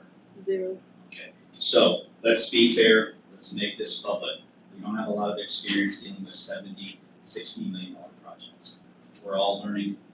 I thank you and you for your time. I heard that this turned into 25-hour ordeal, which is why we aren't on the committee. Because he can't leave work for 25 hours. I know he can't, and I know I can't, because I'm not finished, and I don't know that anybody here could. So the idea was, you know, in one small way, we kind of like the Tulsa model that you referenced earlier. Find us a group of citizens that consistently show up, which is very hard to do. It's very hard to get people to show up, let alone do the work this lady right here did. There's not a lot, and I would love to know if you had your opportunity, who you would have nominated. But my guess is if we would have nominated the committee, I don't know that it would have looked all that much different. Because 2 of the people on the committee, I would have nominated myself. And if I would have thought about it, I would have nominated her too. But I don't want to have the entire committee representing the wishes of the mayor either. So we tried to kind of keep this out of our hands to some extent. And the other thing is not necessarily, I don't think it's appropriate for the council to have a lot of interaction with committee members during that process, because I don't want to unduly influence them. You all know what kind of access we have to Charlotte Montgomery. You all know we have her on her phone. I live right down the street from the other committee member. Ask them how many times I called them and said, are you giving me what I want? The answer is 0, because it's the wrong thing to do. So we made a decision. I don't even know who made a decision, to be honest with you. Maybe subconsciously we just decided together that let's separate ourselves from the committee, pick good people. But I would agree with you.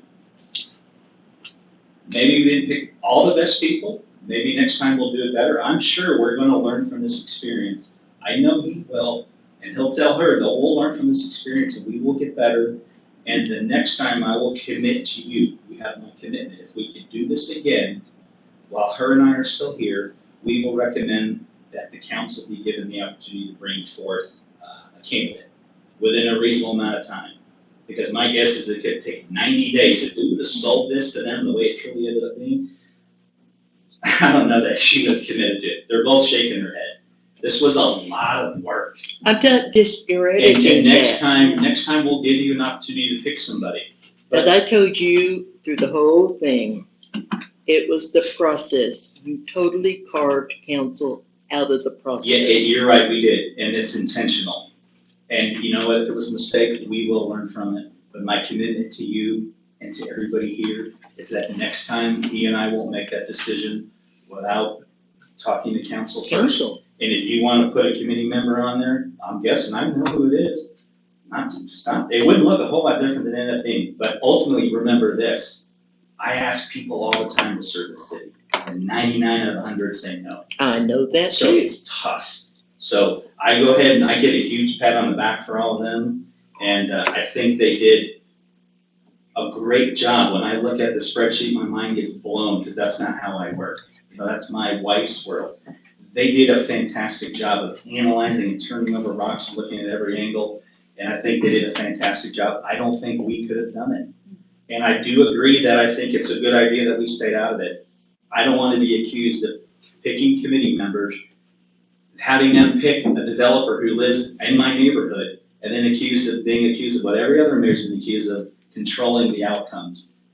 And I think in this case, we put it into our citizens' hands. I think they're pretty reliable people, and I'm thinking for the most part, we're happy with the members that were selected. But yes, we will do a better job next time, and you will get your pick, and anybody else who wants one will do that. I think we have more RFPs in our future.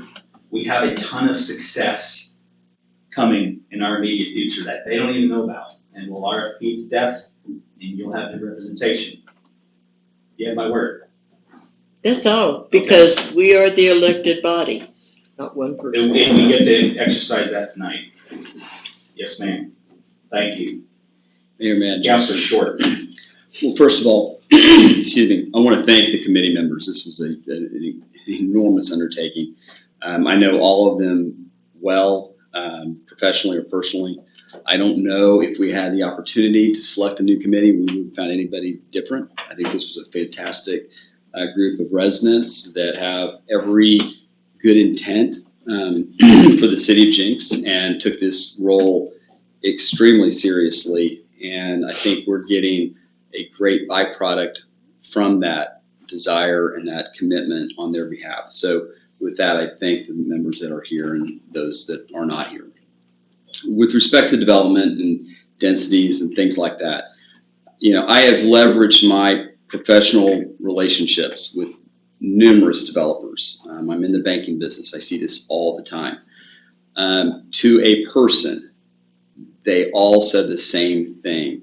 Jenks does not have the aggregate density to drive retail sales in order to accomplish the goals that we're trying to accomplish. Okay, you're correct. If you put 300 families inside of an apartment complex, the likelihood of all 300 of them being there during the day is low. However, if you do that, you will have aggregate spillover, and people will, and frankly, what's fascinating to me is the work model has changed so dramatically. I'm not so sure they won't be there during the day anymore. I don't think any of us can predict what the office model is going to look like and what hybrid work is going to look like. We very well may have the opportunity to take advantage of a trend that is here to stay that we weren't aware of 2 years ago. So to a person, the aggregate, the problem that we had, to Mayor's point, we all would love to have retail everywhere generating sales tax. The facts of the matter are those opportunities exist. To his point, they exist already. And there's a reason why retailers don't want to come in. And this is a part and parcel. This is a little bit of the chicken and the egg. We have to put in these mixed use, and everyone calls this an apartment. That's a component to this. It is a mixed use with retail. This solves one of our most aggregate needs with the public parking structure that we don't have right now. We're going to ask thousands of people to come into downtown. We can't park them. And so this is a beginning piece to our Western Gateway that's going to be sophisticated, it's going to be elegant, it's going to meet the needs and the desires, to Chris's point, of what our citizens want.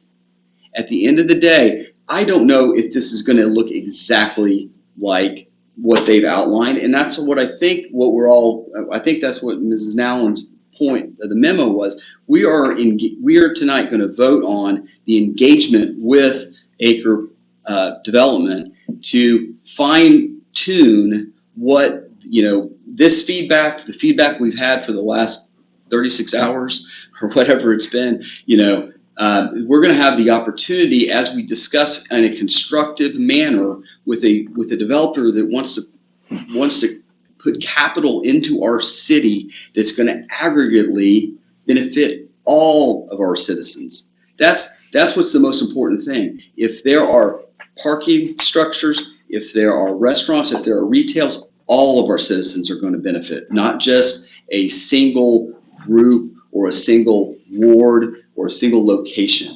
And that's what's exciting about this opportunity. And what we already know is that Jenks is in the crescent that every retailer wants to be in. And what this is providing is the beginning of an aggregate supply of customers to the retail facet that everyone wants to be in. And what we're hoping to do, because we've redefined the UDO and the downtown core as beginning at Birch, ending at Fifth, that's going to create an opportunity for us to brand Jenks, the downtown. I think this is a fantastic beginning. We've got other opportunities on the north side of Main Street. We're going to have opportunities on the east side of the downtown core that are going to be very similar. We know this is going to happen. And so this is an exciting point in time, and for us to be fearful of what this might look like is really missing the point. This is filling the need that Jenks has had for years. I mean, years. And we've all wanted new restaurants. We've all wanted new entertainment venues. We've all wanted new, maybe not all of us, bars. But at the end of the day, if we build the aggregate supply of people and then have that gravitational pull from our neighborhood, the neighborhood residents will come into the downtown core, this is going to be a fantastic opportunity for us. And, to all these are all reasonable questions to ask. Sustainability. The one thing that I want the developers to understand, I want a building that 25 years from now doesn't look like it needs to be torn down. I want sustainable exterior components that doesn't require a lot of maintenance. I mean, everything's gonna have maintenance, but I don't want to have to repaint, or the next owner of this facility to have to repaint this structure every 5 years. And so I think maybe that's part of the sustainability, is what is this going to look like? Is this going to look like, what we are ultimately going to approve? Is that what it's going to look like 25, 30, 50, 100 years from now? And I think that's to the extent of the sustainability question. The financing question, I don't know if Councilor Lynn's question was their balance sheet and income statement at the partnership level. We could probably find that out or get some sense of what their capacity is. Or is this a financing question of the project itself? And frankly, if they've got financing lined up, good for them. I think it may be slightly early, in my opinion, slightly early, because they haven't even been awarded the contract. So a bank isn't going to provide them a loan when they haven't even been approved of the transaction. Now, I'm expecting and I'm hoping that they will have deep relationships with their financing partners, whether that's equity, whether that's bank financing, and they're going to bring a transaction. This is kind of the start point where they're going to they probably have had high-level discussions with financing partners. Now we'll start narrowing it down. They're going to start getting the budgets down based on the conversations that we have in the next X number of weeks, months, whatever. But these, just looking at the high-level resume and the amount of construction these partners of the team have done, this is not their first rodeo. They have done this before. They understand this drill. And that's what is exciting about having Acre Development as our partner in this transaction, is they have experience and they have knowledge of other projects that they can cherry pick, and we get to decide at some level what little component pieces we want to fine tune this project to. So with that, I'll stop. Thank you, Councilor Short. And two things that came to mind based on your comments, and I'm going to say this out loud because I've gotten emails about it. Maybe this is a post-COVID induced behavior for developers, but there is a tendency to think right now that there's a good excuse corporations are moving people back home. It's affected my household. My wife is home every day. I work at home I'm there every day, I guess I'm there every day. I do need to get back to the office to get something done, by the way. She's like, So, Yes, please. you're right, Counselor Lynn, there is a risk. We're taking risks here all the time. And I cannot prove to you, nor will I promise you that. let me clarify something. Just let me finish, please. You can clarify when I'm done. Kevin and I and Chris are not guaranteeing that these people are gonna stay in Jinx all day.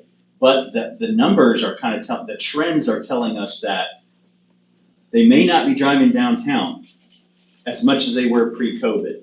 You know what, the trends are also telling us that they may not be filling Jinx Public Schools as much as if we built a neighborhood of 300 homes where people are having 2-point-something children and they're all heading into the central campus. This is a demographic of people who have a little disposable income, just like the same residents who live at 727, which I know many of them. I have family that lives there currently. You know, this is not to address the emails of everybody that's concerned. These are not refugees. They're not homeless. My guess is these apartments are going to be expensive enough, you know, and these are people that are probably going to, at night, you know, come downstairs, get a bite to eat, and look around at our thriving community that we really want to do, kind of grow this. We want it to be alive, and they're going to walk down the street to the rustic gate and grab some ice cream after they have whatever they have at whatever restaurant that there is. And I can assure you that, unlike the mistakes we've made in the past, we're not going to allow this to become, well, we're really sorry we couldn't get commercial tenants, and they're just going to turn the first floor into apartments. This is not an apartment complex, as Councilor Short has said. It is a mixed use. That seems to be the flavor of the year post-COVID, because people want customers living right on top of their restaurants. That's the risk they're willing to take, and frankly, it's the way they want to profit. I'm not against them profiting that way. So I think Councilor Short makes some good points, but I think you guys need to bear in mind a lot of this trend and this behavior is as a result of COVID, in my opinion. And this is what we're seeing. You guys want to know? This is what everybody wants to bring to Jinx. Let me just address the finances. Everybody's getting heartburn because I asked about the finances. Number one, the finances was in the RFP. Number two, in my conversation with Marseille, they have to put aside, and correct me where I'm wrong on this, Marseille, a developer, whenever they do an RFP, has to put aside so much money, or they have so much money whenever I met with you and Chris that sits there for 6 months or whatever time frame it takes, and we have to be cognizant of that. Would that be a correct statement? And it's okay to correct it because this is where this is coming from. It's in the RFP, and that's why I was asking, do we have a financial statement? Plain, fair, and simple. Mrs. Hilton, why don't you come forward and let's see if we can address, hey, you're here. Let's talk about the definition of sustainability, short version, not the plainer version. Her second question, why is commercial only on the frontage and not in the rear? The financials, and then of course, why you misled everybody in the RFP requirements, or the misleading requirements that I guess were put out versus what we want versus what we Well, want. let me just finish my statement here, Marseille, please, before I start. I remember whenever the apartment complex was being talked about, Mayor, at Third and Aquarium, and Dwayne Phillips's project. Yes, ma'am. And I remember, and you expressed a lot of concerns about being an apartment complex. And one of those that I think that we need to be mindful of, that I have carried with me and actually has stuck with me for all this time, that one of the things, and everybody can just jump on it if you want to, but one of the things you talked about, Landon, and when my son grows up, I don't want those to turn into Section 8. That's another thing that I am mindful of when you start talking about apartments and what's going to happen, because a developer is not going to lose money. A developer is going to sell, and as soon as this is done, they're going to sell. We lose control then. The only time we have control is right now. when we're asking questions and we're discussing what's going on. Because everybody leaves, you get in your car and you go south. We have a lot of people that this is going to affect. And that's what we have to be mindful of too. Now, am I saying that's going to happen? Absolutely not. But as you pointed out during that discussion, when that was on the table up here, that's something that we have to be mindful of. So that's the other thing that, is it going to happen? Probably not. But there's always that possibility, because when that sells and we lose control of it, you don't know what's going to happen. So that's what we have to really think about as we go forward. Do I trust Marseille? Everybody trusts Marseille, including me. But I think it's something that we have to stay mindful of. Well, you make a good point, and you are correct. I was opposed to that project as an apartment complex, but we wasn't positioned that way, and we didn't get what we wanted. Mm-hmm. We approved that project because of what it was proposed to us as a mixed use. Right. And frankly, I wasn't offended by it at all, and I stand behind that vote. And the lessons that we learned and the mistakes we made then, we can't repeat here. We can't repeat them like we did on 727, but 727 has already been bought and sold. Yep. And the reason they bought it is because they see extreme potential in profit. They see a lot of revenue flowing through there. I've been on every floor of that building. I have family on the 5th. They used to be on the 1st. Our own congressman's deputy lived there for over a year. It's a very nice place. It draws in I've been there. very good, safe people, other than the random event that we've had there. I'm thinking that this place will be no different than that, probably even more elevated in its appeal. I agree with you that we can't predict all these things. I don't predict it's going to be Section 8 housing. I can't see that. I'm just asking that we stay mindful of futuristic versus immediate. Yes, ma'am. Good point. Thank you. Sorry, please come back and right after, you can help us out with making sure we address the councilman's concerns and questions. And we're going to bring the applicant forward. And is the air conditioning working here still? I think it's probably time, yeah. Yes, ma'am. I'm gonna have you to ask them one at a time. You ask and I'll answer it because I don't remember. We had some, I don't think we knew what sustainability meant from the perspective of either this project or the big picture. We do not have a formal definition at the City of Jenks of sustainability. So you could probably Google and get some definitions. When I think of it, when I use the word, it would be very similar to what Councilor Short said. Talking about materials that are gonna last more than 10, 20, 30 years. So that's sustainable. Talking about options for capturing rainwater, other than just piping it through a storm sewer. Maybe you capture it, slow it down through rain gardens, through other things. That's more sustainable because we're not just sending it straight out to the river. It's little things like that, things that make a project more appealing from the perspective of longevity and less impact to other. So if you have infrastructure, so the idea is less impact on infrastructure through rain gardens, et cetera, and longer lasting materials. No formal definition. It is probably a cliche word that's overused in planning. Okay. Would you prefer to let the applicant talk about their financials? Absolutely. Okay. What are your thoughts on the retail component of this only being on the frontage and not the sides and the rear? We had 5 proposals, and I would say none of them 100% met any of the requests that we made in the RFP. There were some that were pretty close. There were some that were not close at all. They weren't less significant or impactful. They were just different and did not meet what I certainly thought we asked for. As far as the RFP, it's a guide. It's kind of like the comprehensive plan. It's not the UDO, it wasn't the law. These were ideas and things that we threw out. So there was a checklist. Did they meet this criteria? Did they not? nobody met all the criteria. They mostly all met the intent that we gave them, so that's my answer. Would you care to comment on why, in your opinion, and this is if you care to comment, why, what was the difference between the number one and number two?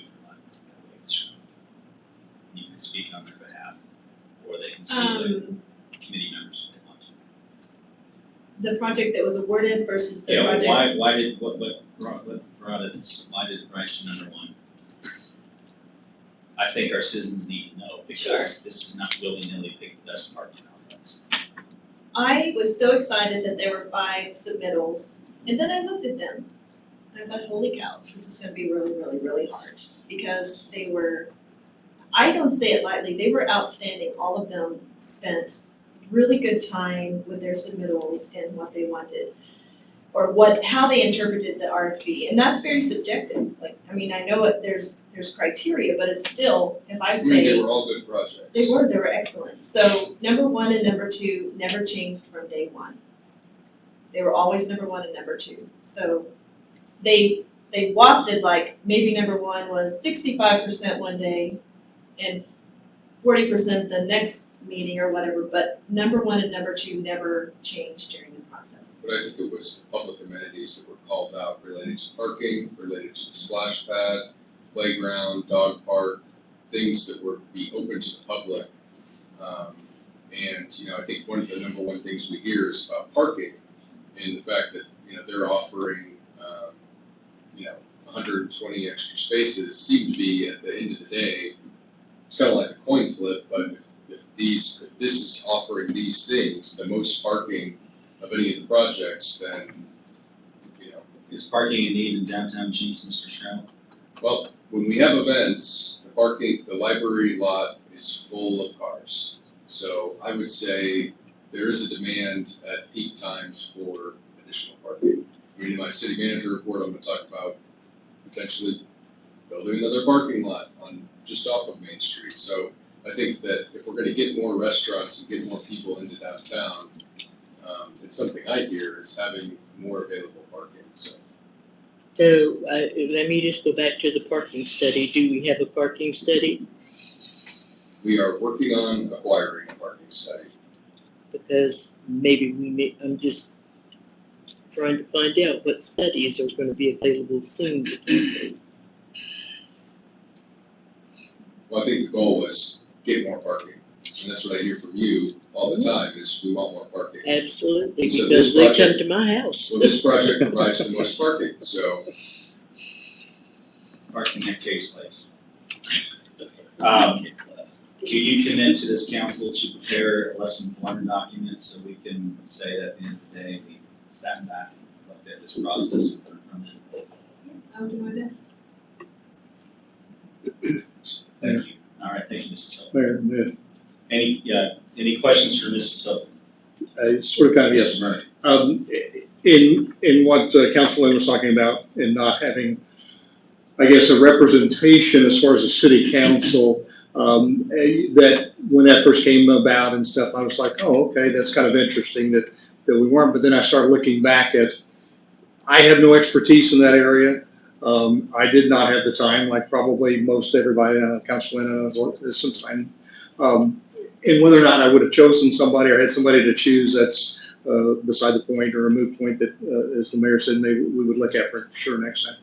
But I guess I want to ask that, were you present during the meetings? Yes, sir. So we had a city representative in the meetings, but you were not a voting member. Is that Yes. correct? I will explain. Myself, Mr. Shrout, Mr. Carr, Mr. Salceda, Ms. Nowlin, and Josh Driscoll were present at all the meetings.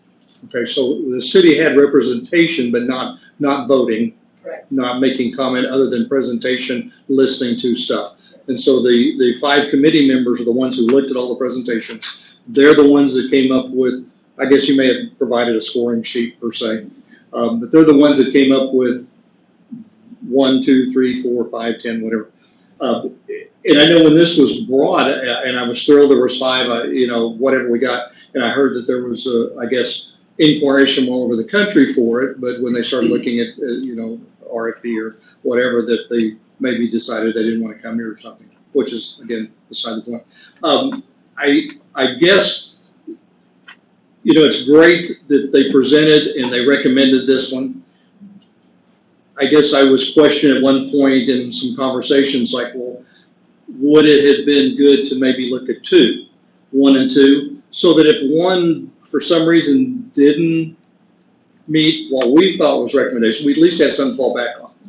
I personally, and this is just me personally saying, I do not feel like I would like to have looked at all 5 to try to say, yeah, we're going to pick on the 5, because that's why the committee spent the time they did, to make that recommendation, to look at all that stuff, and at least bring something to us for us to say, yeah, let's go forward. Let us go to the next step. Let them do what they need to present and stuff. And I think with the questions that Councilor Lynn asked, the questions the mayor asked, and Councilor Short was able to present, I think the information that's been out there, I think we've got some good leads of information to try to develop so that the developer, the presenter, knows what they need to bring to us to meet all the checks.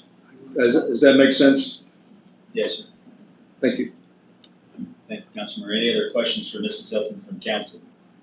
Light them up. No questions for her, but I would like to speak. Yeah, thank you, Mrs. Hilton.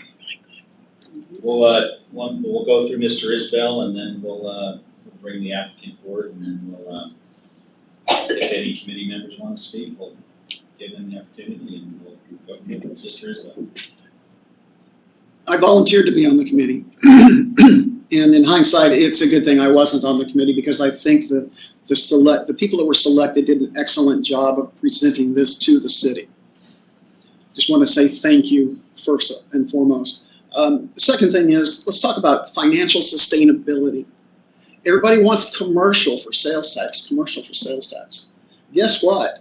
Our home delivery use taxes are up considerably because of COVID. If we have additional people living in the city, whether they drive to Tulsa for work or not, they're going to have things delivered to their house. They're going to have meals delivered to their house from restaurants at Tulsa Hills. Guess where that use tax is going? To the city of Jenks. So commercial sales and housing go hand in hand with respect to revenue to generate funds for the city so that we can afford improvements at the wastewater treatment plant, things like that. So we can't just concentrate on retail. The 5 proposals were very similar, as we've been told, and retail facing Main Street was the way to go. That's what they all agreed on. And who are we to disagree with developers that develop across the country?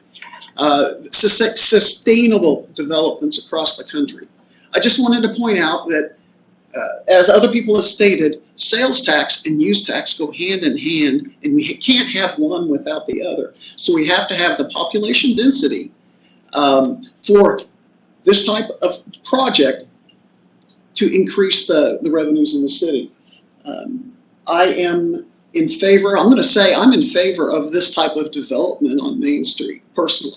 And if that affects how people vote next April, so be it. I feel like I'm representing all 29,000 people in this city, not just the people that are within 300 feet of the proposed development. Thank you. Thank you, Mr. Isbell. At this point, we're going to go ahead and invite Mr. Ashby or anybody from the Acre team. If you'd like to come forward. Sorry, I've never met you, but I'm guessing you're Chip Ashby. Yes, sir. In this picture, Correct. Thank you. Have your name, address, name of business, and if you want to introduce anybody. I'm guessing those 2 gentlemen with the big smiles are on your team. That's right. So I'm Chip Ashby, Dallas, 4400 Westway, Dallas, Texas. I'm actually from Jenks. Went to high school here, played for Coach Trimble. I'm super excited about potentially getting this project. Jenks was a great step forward for me, athletically and academically. I'm excited to get back. Art, come up please. I'm the guy that sources the deals, structures the deals. Art is the execution guy to make sure everything's done. Go ahead and tell them a little bit about your background, what you've done. Good evening, Mr. Kennedy. Hello. I'm a recovering architect and a recovering general contractor from California. But I lived in Jenks, moved here 12 years ago. Currently just live right across the line on the Bixby side. Okay, you're out. But I guess we'll have to get some property in this side of the line. I don't like living on that side of the line. I've got 35 years experience, and I've put together about 42,000 units of high-end multifamily projects from this, they call it the Sun Belt, from LA to Tampa down to Naples. And primarily with really big private equity firms and developer sponsors. Also locally, I developed a project in Marseille's former life in Bixby called the Boardwalk, Residents of the Boardwalk, 121st and Memorial. 200 apartments. I imported finishes from the West Coast and the East Coast that we just don't have here from the normal apartment life. And our rents are $2 a square foot. Market was $1.05 a square foot. So how are we getting double the rent there? It's because the finish level is so high. We've got townhomes that are renting for $3,300 a month at that project. That's more than most mortgages, I think. They want to be in the good schools. They want to have the new finishes and have something that feels elegant and nice, but it's a rental because they have different reasons. They want to live with their grandkids, or they are buying a house, or building a house, or they're here temporarily with their job. So when Chip and I had to talk about the vision here for downtown Jenks, I was very involved, somewhat involved on the project at the other end of town, the one you mentioned earlier, September, but it was, I think, first Oklahoma, I guess, is when I was involved. I thought if we can put in the right finishes here, we'll attract a high-level resident. And I think our average rent is just under $2,000 a month. Someone had asked earlier. To get that rent, you've got to give high-level finishes. So my experience would be leveraged in making those selections for the right type of product that will attract a high-end resident, voter, neighbor, etc. And most of the work that I do are $60 to $80 million projects. I've done about 150, and they're all mixed use. Ground floor retail, but it is front-facing retail, because that's what the retailers tell us they want. So I think when you look at the mix, the unit mix we've got, and the amenity package, and there's some townhomes behind the main building, that are in the back road there. Is going to be a very integral part of the downtown. That's what we talked about. So. Thank you, Mr. Kennedy. Mr. Saseda, can you somebody ensure that the microphone's on? Okay, thank you. I just don't know if the audience can hear you. Thank you, Mr. Kennedy. Any questions for Mr. Kennedy before he yields back to Mr. Ashby? Okay, thank you. Yep. So I was confused about the financial, like my personal financial statement one, or more my capital partners and who would be investing in on the banking side, or Yeah, well, I'm just going. How can I help you with that? As I said a while ago, I'm just going off of our conversation that I had with Mr. Shrout and Marseille in regard to how the process works and the finances. And in the RFP, I don't think I flagged it. I just was going to ask a question because I thought it was usual and customary that you had to either show or put aside some earnest money or something. I'll be invested personally with my equity in this deal, so yes, I'll have money in the deal, if that's what you have. And as Mr. Schwartz said, I've spoken to my capital partners about this, and they're excited about the project, but not having the project approved by you guys, I'm putting the cart before the horse, and it would be a waste of everyone's time to really have them commit too much time on it until they know it's ours. Thank you. I think that council in general point is we have the ultimate responsibility of ensuring that whoever we decide to enter discussions with can actually afford to get this thing done. It makes sense. Marseille did contact some of my capital partners to speak to them on my behalf. And and so the public can know other applicants who had great projects didn't necessarily rise to the top because there was some potential concern that they could actually deliver. Having something that can be delivered is probably pretty important to our city council and our staff's future.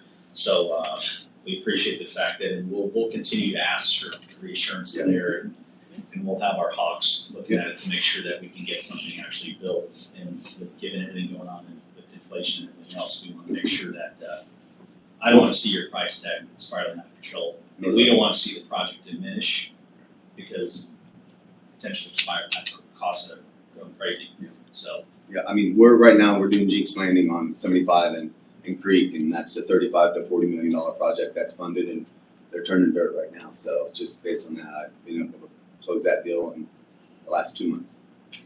That was my next question. What about the apartments out there? Yep, they're counting construction building them, and they're moving dirt, and hopefully they're done in 16 months. Where's this? Right there by the church on the west side of 75 and the south side of Creek. West of the Mexican restaurant? Just Yeah, west south of Muscle Lone Lynch. Mancha. Oh, in front of the church? Yeah. Well, we did it about 2 years ago. Yeah, we approved it a long time ago. Thank you. Well, any other questions for Mr. Ashby? Hey, I got one for you. Looking at this rendering. Yeah. What's the biggest, when you're sitting at home talking to your wife? Yeah. And she says, if you could do anything different, what would it be? What's your number one pivot point when we look at this? How would I pivot from that? Yeah. So I think that, I don't know if I would pivot from that. I think our team put a lot of work into that, and I'm excited about what we brought forward.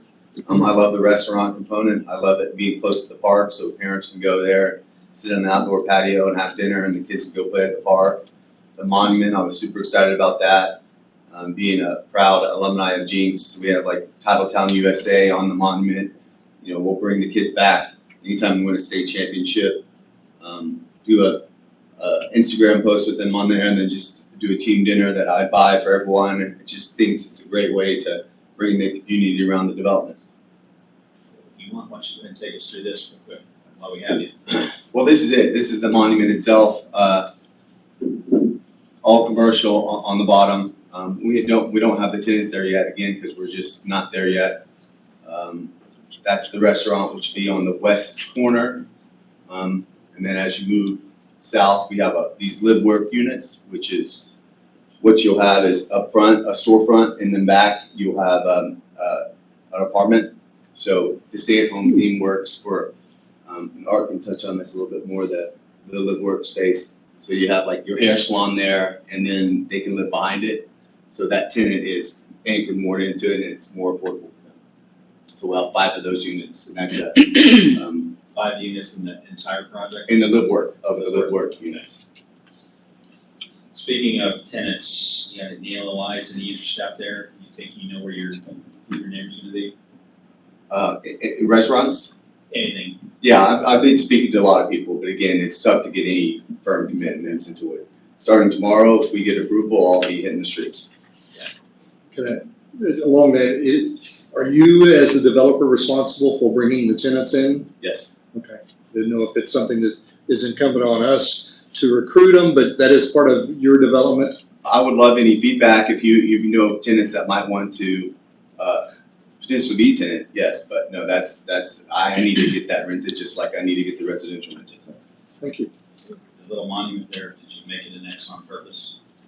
Jim designed it. You want to give some background on the monument? Do you know the mayor's last name? Box. It's over my head, I think. We're very fond of the letter X. Oh, got it. Appreciate it. That's exactly. A box in there somewhere. Last name. I have a question on the amenities. Yes. Because there is quite a list of amenities. So is it the amenities gonna be restricted to just the residents of the apartment complex? Is part of it gonna be open to the public? Is part of it gonna be? What's the answer to that? Some is gonna be restricted to privately just because I think there's some liability issues there. Hey, I'm Jim Crosby from PDG. We served as the planners and landscape architects for the project. Work pretty closely with John Griffin, and unfortunately he's sick tonight. He'd be a great person to be here to answer some of these questions about sustainability and things that are a little over my head. But I think the amenities. So what we, as a team, talked about, obviously the plaza up front. We have a small stage in the plaza that's outside the restaurant, which is above and beyond the outdoor seating for the restaurant. So there's an outdoor seating for the restaurant, and then beyond that, there's a little shelter. And I don't know if you guys have looked at all the renderings, but we've got kind of a little, and it's not something to have big concerts at or anything, just, to have a little bit of an outdoor activity. That's all open to the public. The playground is open to the public, and that's what Chip was saying, that if you're there for dinner and you're eating out and you're done eating and you go sit in the plaza and the kids go play on the playground, which is the blue space that you'll see about halfway back towards Aquarium.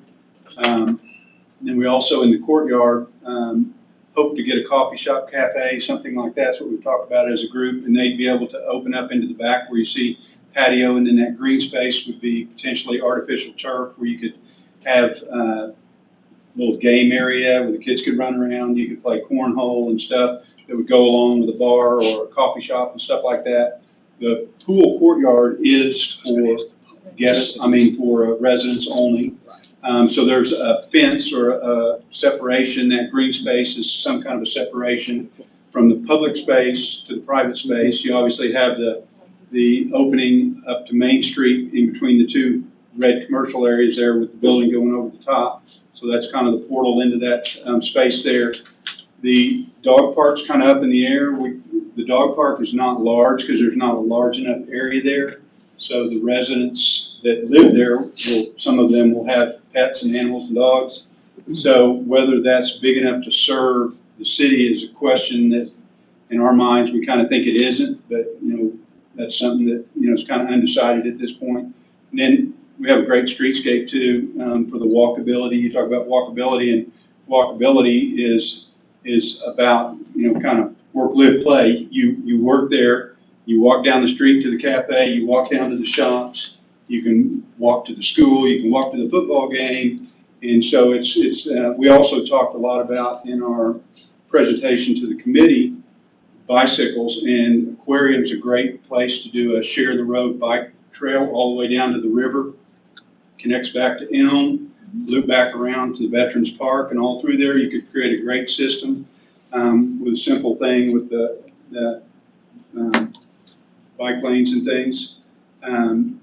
Sustainability, I think, and again, I'm not the expert to speak about that, but we did commit to 2 levels of sustainability that are actually official deals, and I think it's in this presentation. It's in the back presentation. But John, again, our architect's the expert at that, but there's and maybe Chad, you might remember the names of them too, but there's one is a LEED certification, which sustainability too, and Marseille hit it on, there's site sustainability items, but the biggest part of sustainability in LEED certification is energy efficiency, water efficiency, low flow toilets, energy efficient air conditioners and heating systems, low E glass for energy efficiency, and all those things go into that LEED certification. And so it's the materials like you guys talked about, the site things that I deal with more, rain gardens and type things.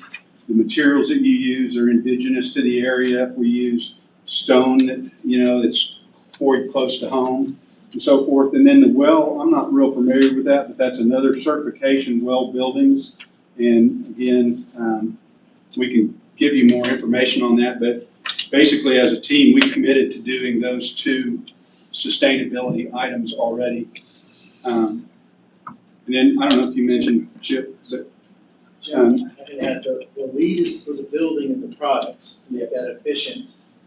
And the well is for the residents.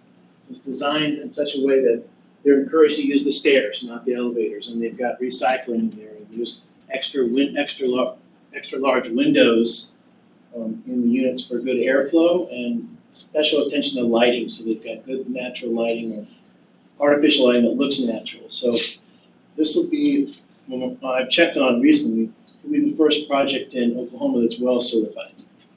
They're happening all over the country, just not in Oklahoma yet. You're going to encourage somebody to hike up to the 6th floor without taking the elevator? Do you know any millennials? They will do it if they get extra points for it and get recognized as fitness. So it is successful in other markets. I think it'll be successful here, But it doesn't add a whole lot of cost to the project, but it provides an incentive. The boardwalk project I talked about, when we were leasing up, is the neatest thing. I drove through the parking lot, every license plate was out of state.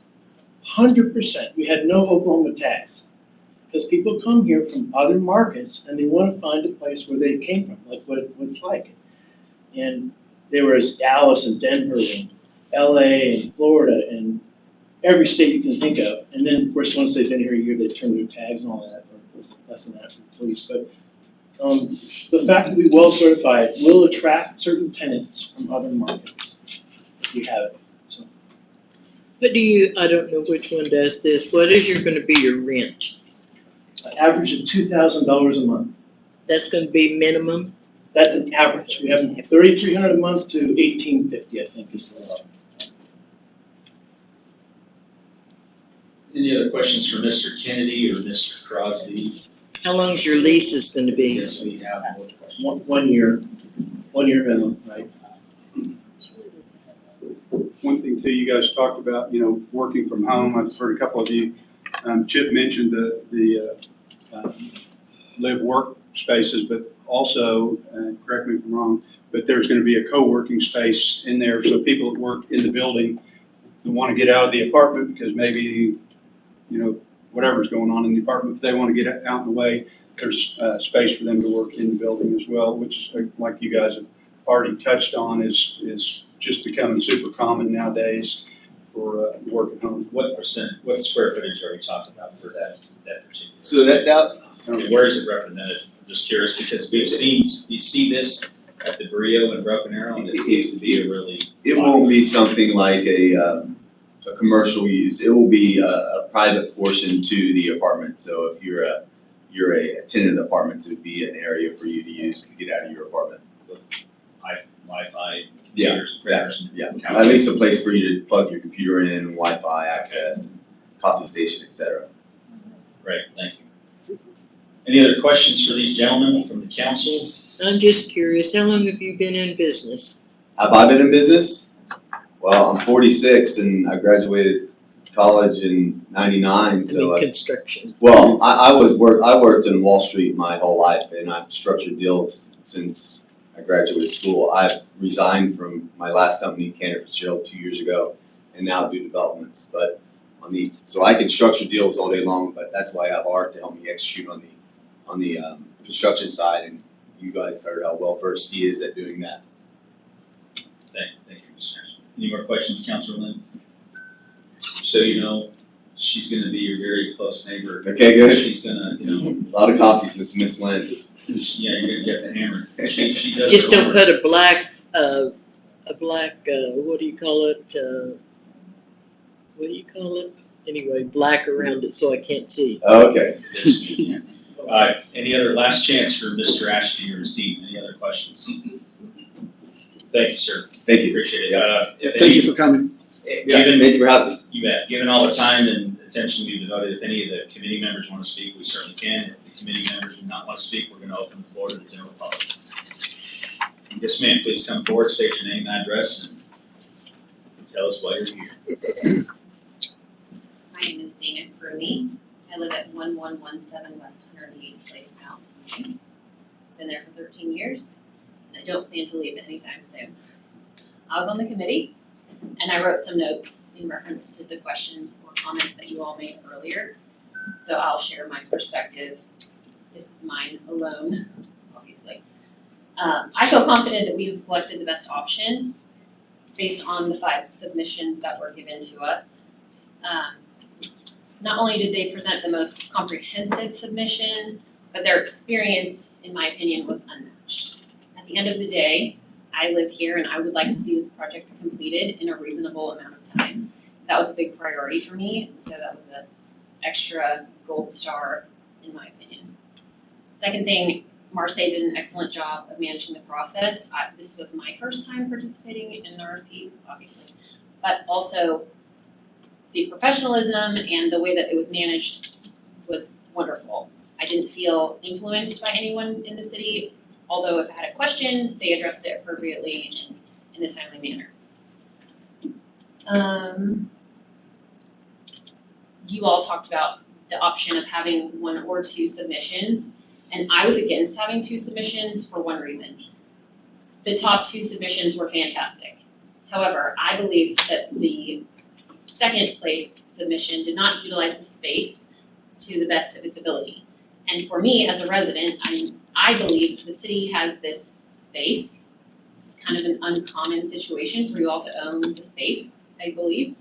And the other submitter was amazing, but I think they would fit better maybe in a different place in the city. So this submission utilized this particular parcel of land the best.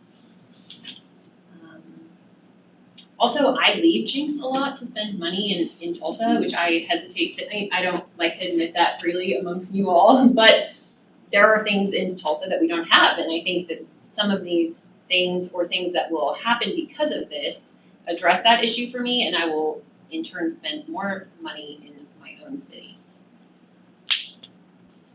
I also think this is kind of a tipping point, if you will, for the city of Jenks. This signifies a change that I think is very positive for our demographic, and it's visibly going to make a high impact change to the downtown core. And I think you're right, parking is a problem. I attend activities downtown frequently, and parking is definitely an issue. And so I think not only did they provide the parking, but it was by far the least, it was the best looking parking option that was presented to us. So I think it resolves that issue and also is not really an eyesore. I don't want to look at a parking structure necessarily, and I think they did a great job of masking that appropriately. Sorry, just to make sure I cover all my points.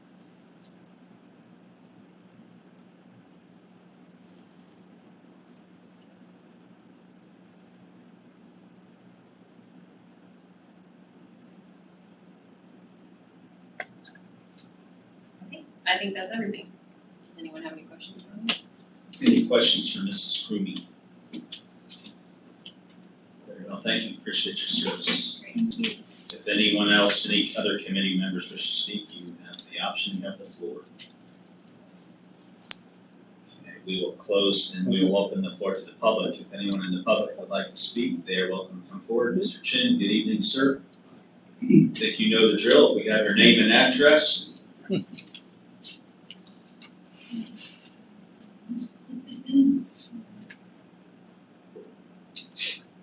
Good evening, Mr. Chin. Good evening, Mr. Mayor, council members. My name is Jim Chin. I live at 10524 South Coa Street in Jenks. That's Fountain Ridge. And I lived in Westchester County in New York. And for 10 or 12 years, I was on affordable housing committees. And I was hoping that the council would somehow negotiate with the developer to have some affordable housing. Now, that's not Section 8, that's housing that the a young policeman and his family could live in, a teacher could live in, some elderly residents who maybe can't afford $2,000 a month but want to live in the community. So I think, with 300 units, a certain number of units, maybe 10% or 5%, should be devoted to affordable housing. The fellow who works on our streets or what for Jenks, you need some of those people close by. You don't need them like many miles away, especially if you have bad weather. So some accommodation should be made for people who are important to the city of Jenks, but may not be able to afford living in Jenks. So I would hope that you would consider that in your negotiation with the builder. Now, I will tell you that I am an investor in Jenks Landing. So you might not like what I just said.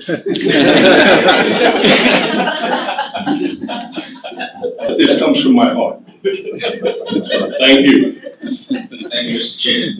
Mr. Shrout, maybe you could share with us some of the ways the city of Jenks is addressing more affordable housing.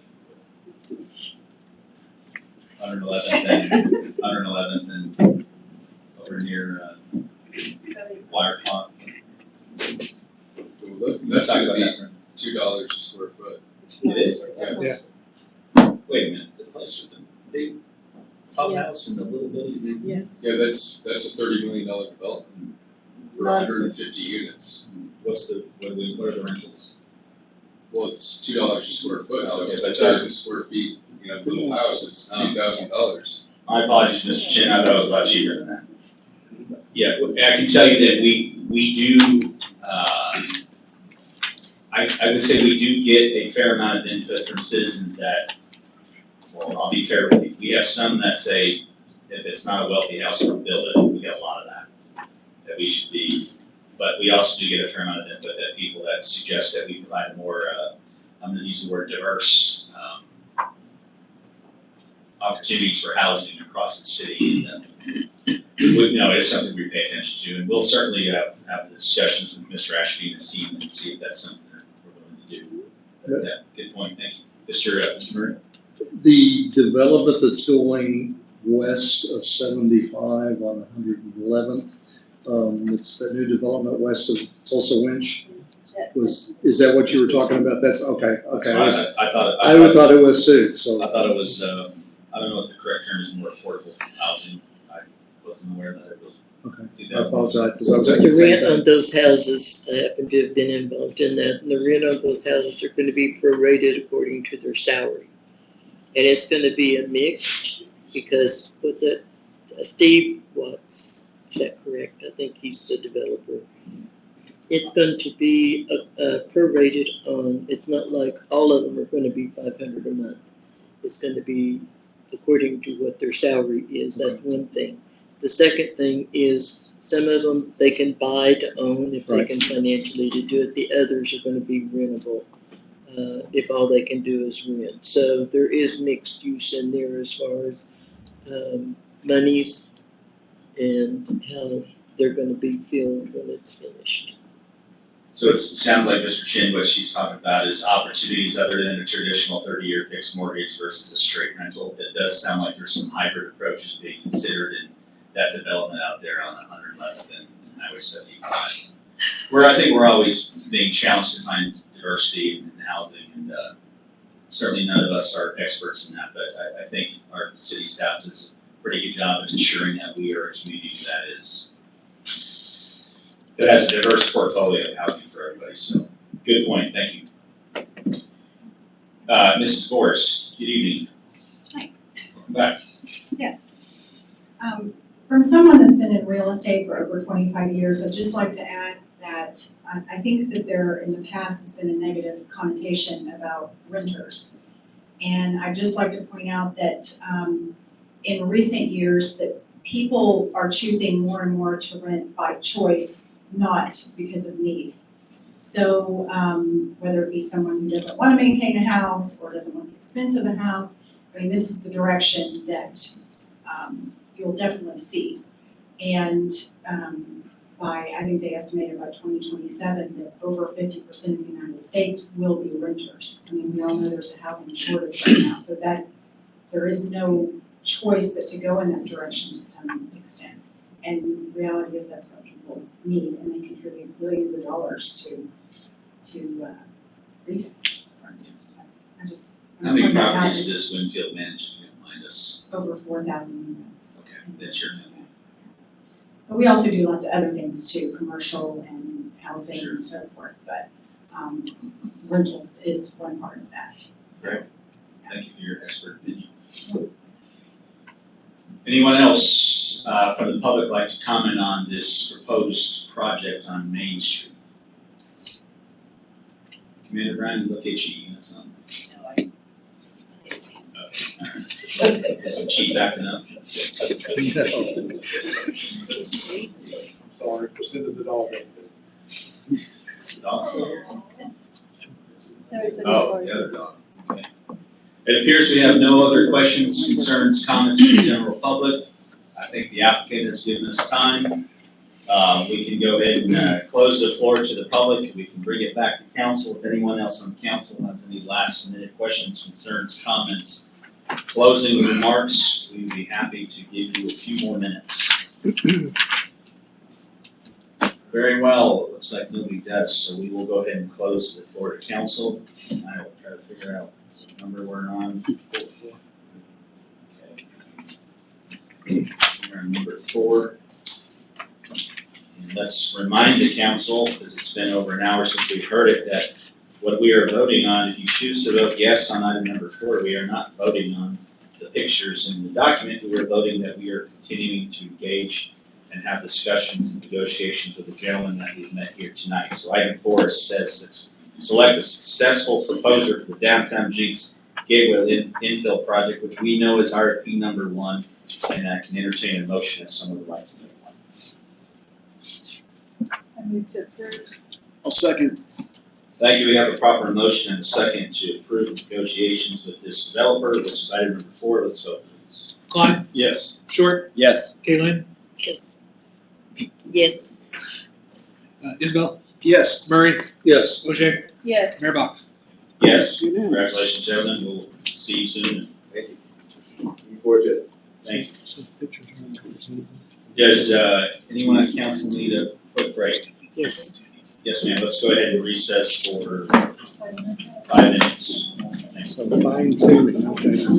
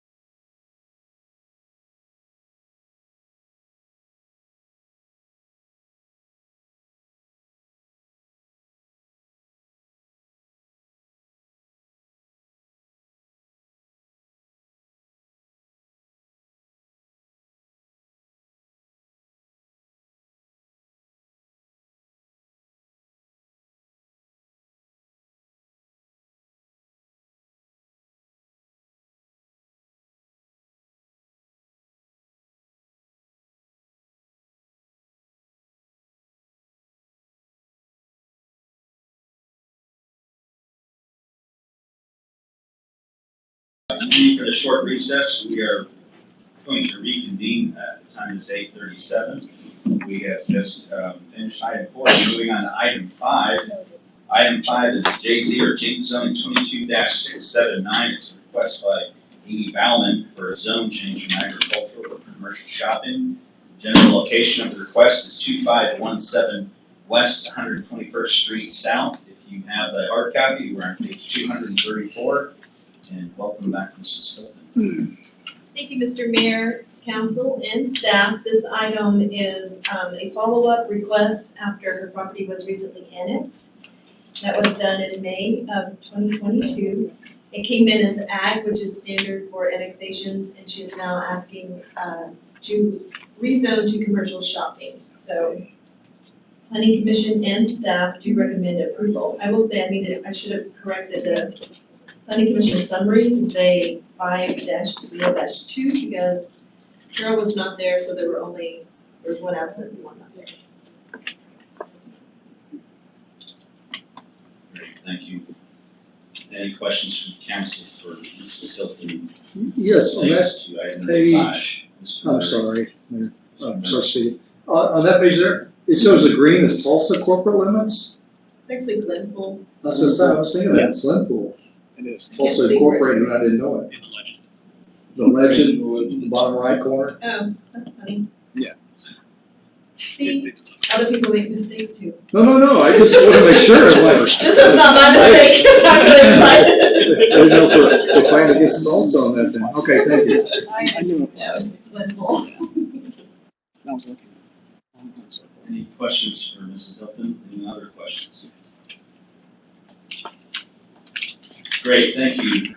Close floor, we can entertain a motion to approve item 5, JZ 2267. I'll make a motion to approve item 5, JZ 22679. Second. Thank you. We have proper motion and second. Approval of item 5. So, Klein? Yes. Short? Yes. Kalin? Yes. Isbell? Yes. Murray? Yes. Ogier? Yes. Mayor Box? yes, thank you. Item 6 is ordinance number 1592 relating to JZ 22-679, rezoning a tract of land from agricultural to commercial shopping with the same general location. Motion to approve. Second. Thank you. We have a motion and second to approve item 6. Klein? Yes. Short? Yes. Kalin? Yes. Isbell? Yes. Murray? Yes. Ogier? Yes. Mayor Box? Yes, thank you. Item 7 is the emergency clause for ordinance number 1592 in number 6, making it effective immediately. Move to approve? Second. Thank you. Ms. Hope, please. Klein? Yes. Short? Yes. Kalin?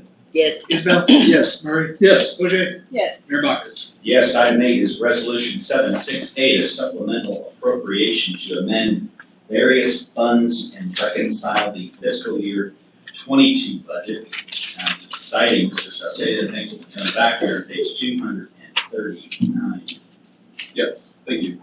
And for the record, I own an electric vehicle, so I love not paying for gas. Which one do you have? Wow. Little white one out here. Is it the Nero?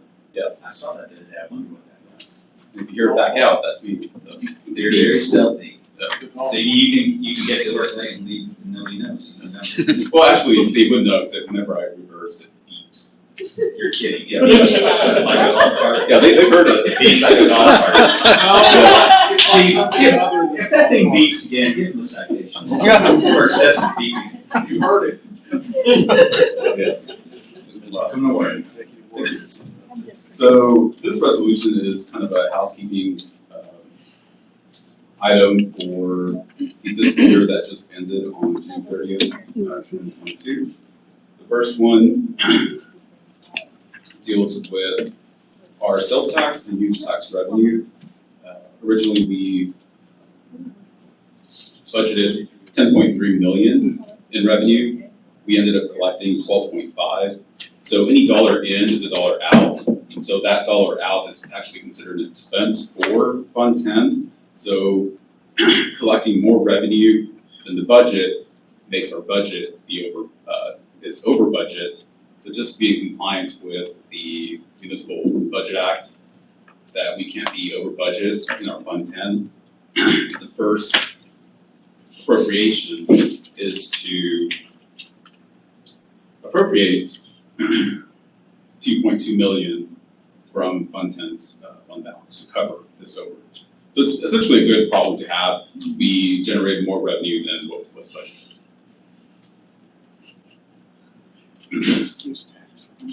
The second item, at the budget meeting, we presented a ordinance establishing the stabilization reserve fund for the city. At that date, we said that we would come back before council to make a recommendation to fund the stabilization reserve fund.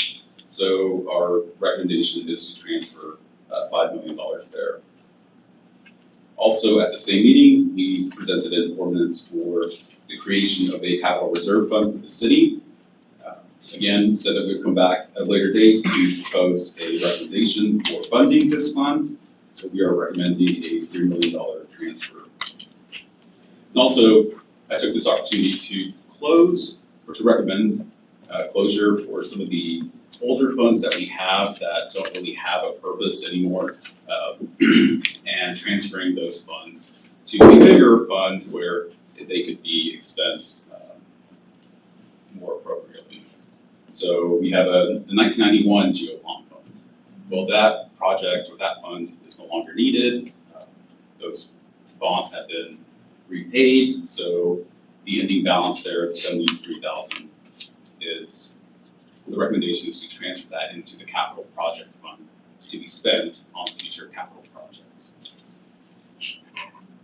Same thing with the 1998 JAA bond.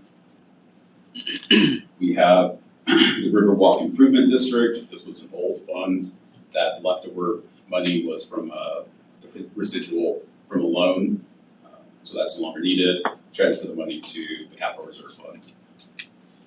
And then the last fund, we have a home rebate fund. So many years ago, I'd say in the 80s, to incentivize people to move to Jenks, the city council passed an ordinance to incentivize people to purchase a home within the city, a $500 rebate. That program ended in the mid-90s, so we no longer have a use for this fund or for this fund. And in that ordinance, it spelled the way the funds were supposed to be allocated on the closure of that fund. So 60% to the wastewater treatment plant and 40% to the Parks and Recs fund. Any questions? Questions from council for Mr. Gonzaga? Very well, thank you. And for Robert and Chris, you guys think it's going for it appropriate to have so many moving parts in one resolution company? It's a lot of money moving back and forth. It is. It's all part of kind of the end of the year process, and also in time for the audit. So it's presented whenever it comes time to issue the audit. So this is timely. When's the audit? It's being worked on. Okay. Very well. Any questions? Last minute questions from council as it relates to this item number 8. Item 8. Very well. If there's no further questions, we can entertain a motion to approve resolution 768. I make a motion to approve. Second. Thank you. We have a proper motion and a second on resolution 768. Klein? Yes. Short? Yes. Kalin? Yes. Isbell? Yes. Murray? Yes. Bojang? Yes. Mayor Box? Yes, thank you. Item 9, last item, cost of living stipends for employees in an amount equivalent to 3% of their base pay, to authorize the expenditure for same within the current budget, and to authorize the finance director to request an appropriation for such expenditures to reimburse the current balance from fund balances of those entities before the end of the fiscal year if needed. They're on page 244. For those of you on council, this is exactly what we discussed and voted on previously in Jenks and Burry. Mr. Shall say that. So, last year, for the general workforce, we offered a 3% stipend. We said if things, if the city and the JPWA and the aquarium ended the year with revenues as expected and expenditures under the revenues, and we can essentially afford the 3%, we would try to make that permanent on July 1st. The city council, JAA, and JPWA did make that permanent. and we're asking for a 3% stipend for the city and also for the JPWA. And if it works out this year that we can afford that, we would ask that be made permanent on July 1st of 2023. I think this is a prudent way to increase salaries by not basically making them permanent until we know that we can actually afford them. So we think this is a conservative way to increase employee salary, and we request approval. Thank you, Mr. Shroud. Any questions from council on item number 9? Mr. Mayor, Mr. Murray. I guess at the bottom line, it says if management reaches an agreement with collective bargaining units, is that still ongoing? The police department approved the accepting stipend and extending their contract 1 year, and I'm still talking to the fire department. Okay. So the collective bargaining agreement for pay raises is above and beyond the stipend, or is excluded because the stipend's approved by city council? The existing agreement with the collective bargaining units called for a 3% increase last year and this year. So that they received a permanent increase last year, which employees received a stipend, but they got the raise. This year, they were offered the raise, and I just thought, well, if we're doing, this seems like a good idea, a good way to even do this with the collective bargaining units. And PD agreed, and I'm still kind of working on working something out with the fire department. Okay. All right, thank you. Thank you, Mr. Murray. Any other questions for Mr. Shroud? Very well. Entertain a motion on item 9, please. Motion to approve? Second. Thank you. We have proper motion and second on item number 9. Let's go. Klein? Yes. Short? Yes. Kaylin? Yes. Isabel? Yes. Murray? Yes. OJ? Yes. Mayor Box? Yes, thank you. Moving on to other business, Mr. Shroud, anything to add into your city manager? We had, our July's deposit was a 16% increase over the same month last year. That was for sales tax. For use tax, it was a 24% increase over the same month last year. Total sales, vision, and use tax increased 18% for the month of July for this year versus last year. As I mentioned, I think in one of our other items, the Tedford Red Dog project on Main Street, I'm looking to infill that Tedford parking lot. It'll be eliminating that parking lot for three-story building.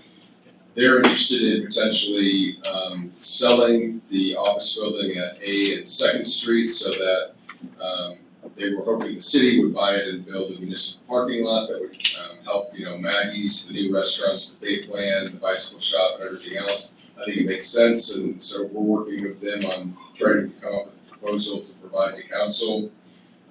We have some improvements that we're doing around town related to streets. We have 121st drainage ditch improvements. That'll be happening this Friday. 101st Street chip seal, so if you can picture that kind of gravel road that we've already chip sealed once between Elwood and 2900 and Gateway. We'll be going in and doing a chip seal and fog on that. 1st and 7th Street overlay. We expect to open bids for those projects on August 16th and August 19th, bring them to council potentially the first meeting in September. 106th Street design, the vice mayor and staff and I met with Steve Eaton to discuss some of his proposed alignment issues or relief roads going into the River District site. We're going to have some work done on Elwood Avenue by a geotechnical contractor beginning on July 26th. We have pavement restriping around town. That'll be happening on July 25th. Yeah, July 25th. We have 2 downtown incentive applications, one from Anthem Road Live and the other from Reds Mercantile. Marseille and other staff met and kind of identified what still needs to be provided by the applicants. Marseille is working through that with them. Downtown parking study, we met with traffic engineering consultants last week and kind of provided what we thought would be the scope of a parking study. They kind of gave us some feedback, and I think they're going to go back and look at providing, if they're interested, potential scope and a quote on what that might cost. Tulsa, Mayor, Mayor Box, Driscoll and I met with Lloyd Landreth, who was a founding member of the Oklahoma Aquarium Foundation. He's no longer on the foundation, but he was really interested in, in siting Klein Tulsa on the aquarium property. We met with him, and then Councilors Lynn Short and Driscoll and I went up to Klein Tulsa at 32nd and Yale and toured it with the owners, Jason and Lee. They're still interested in locating on the aquarium campus, so we'll see where that goes. Cox franchise renewal, their franchise is up October 1st of this year. So we'll be bringing something before council in the next couple months, and I had a note here. If everybody could look at the redistricting information that was emailed out. Brandon, I think you emailed that out to everybody. I'll send it back. I got it. Okay, well, we need to work on our redistricting maps, and so over the next 2 months, we hope to meet on that and hopefully reach an agreement and redo some of the wards. So if you have any questions, I would be happy to answer them. We continue to be extremely busy with economic development, and the rest of this week we're focused on some sites on the river district, some sites at 121st and Highway 75. So things are continuing to be pretty exciting. Thank you, Mr. Stroud. Any questions for Chris from council? Very well. Mr. Isbell, we didn't have an job. There was a meeting held last week that I was unable to attend. I didn't attend the meeting. I attended the General Assembly. We heard from Adrian Berry, who is the Executive Director of the Oklahoma Medical Marijuana Authority. And sounds like some other communities are having some problems. It seems like things are going relatively well in Jenks related to that. So. Good. Thank you. Any committee reports or any councilors want to discuss anything at all last minute? Anything on your mind? Great. I'm staying busy. One of my highest priorities is working with the Muskogee Nation and the city of Tulsa to, we have a deadline at the end of 2022 to come to some agreement to build a low water dam. Massive generational change that impacts the entire county, creates an enormous amount of opportunity and wealth for future generations of entrepreneurs. So you should know that the city staff and myself and the vice mayor are fully committed to this project. It's funded via tax money that's been collected a long time ago. And that we're just hoping to find a third partner to join the consortium with Tulsa and Jenks, and so we can turn the river into a lake. So we're working diligently on that, and I will keep you updated when and if we get some good news. So with that being said, that's all I have for this evening. We can entertain a motion for adjournment, and we'll jump right into public works, which should be quick. Motion to adjourn. Second. Thank you, Mr. Murray. We have a motion to adjourn. Let's vote, please. Klein. Yes. Short. Yes. Kaylin. Yes. Isbell. Yes. Murray. Yes. OJ. Yes. Mayor Box. Yes, we adjourned at 8:56 PM. We're gonna head into Jenks Public Works Authority. Call to order, please. Klein. Present. Short. Here. Kaylin. Here. Isbell. Present. Murray. Here. OJ. Here. Chair Box. I am here. Thank you. Item number one is the is the consent agenda. Anybody would like to pull anything, speak now, otherwise we can have a motion to approve it as is. Move to approve. Second? Thank you. Let's vote on the consent agenda. Item number one, please. Klein. Yes. Short. Yes. Kaylin. Yes. Isbell. Yes. Murray. Yes. OJ. Yes. Chair Box. Thank you. We will pull item two. Item one, under other business, and the general manager report, which we have. And item two, the last but not least, is we welcome Mr. Josh Driscoll from the Jenks Chamber for a monthly chamber report. Good evening, sir. Good evening, Mr. Chair, members of the authority. I won't spend too much time on the report. There are two things I definitely want to hit. The mayor mentioned the low water dam conversation. We've also kind of on our end been working in conjunction with the mayor and the city manager about low water dam and potential partners. We met with Councilor Short and Mr. Shrout and I met with Commissioner Keith. 2-3 weeks ago, I don't know the date now. Just about potential county participation, so that's there. But the item I want to spend a little bit of time on, and Councilors Murray and Isabel were there, we had a meeting with the Riverside Airport expansion project, and it was not great. If you had a chance to look at the email link I sent you, they're wanting to expand the runway a minimum of 1,000 feet. That would encroach onto 91st Street into South Lakes Golf Course. They've also got another fantasy scenario that relocates Main Street. So this is an ongoing project. I think both gentlemen would agree this is a much larger conversation, but it's something we're working with a number of community partners. I've been in contact with Jenks Public Schools, Tulsa County Parks, of course, the City Council. We'll be reaching out to Tulsa Tech and a few others as well. This is potentially a very, very bad thing for Jenks. I don't know if either of you wants to weigh in briefly on kind of. Agree 100%. This is an abject disaster, and even the idea of this is so preposterous for every citizen in the city of Jenks. It's just amazing to me that they've even contemplated this the way they've presented it to us, and whatever rationale they want to bring to our attention of it'll bring more corporations into the city of Jenks because they'll be able to fly their executive. It's just absolute BS. And we've got to do everything, lay every card on the table to prevent this disaster. We've been in contact with the school district. Dr. Butterfield is not supportive of this move, and she's got concerns about bus route school safety. In conversations with Chris Shrout and with Teresa Nallen, the city of Jenks, Chris, jump in when I say something incorrect, which is bound to happen. The city of Jenks would have to issue a specific use permit in order for the airport to expand, but hopefully we can stop this conversation before it even gets to that point. I think we all agree those with meeting upgrades need to be made at Riverside Airport, but this is not the path that needs to be followed. Yeah, they had 3 basic proposals. 1 would not change the roads and the footprint. 2, which would take out half the golf course, which impacts the school, our sports, recreation, everything. And the 3rd one, as you stated, would encroach upon Main Street. I did ask the question specifically about air traffic between midnight and 6 a.m. because the tower is closed at that time. They said there's the potential for jets to arrive during those hours. And it led me to consider 2 things. 1, I live a half mile from the airport, and I hear the jets at 6 a.m. And 2, if they start landing at night, they will have to have a quarter mile of runway lights on both ends.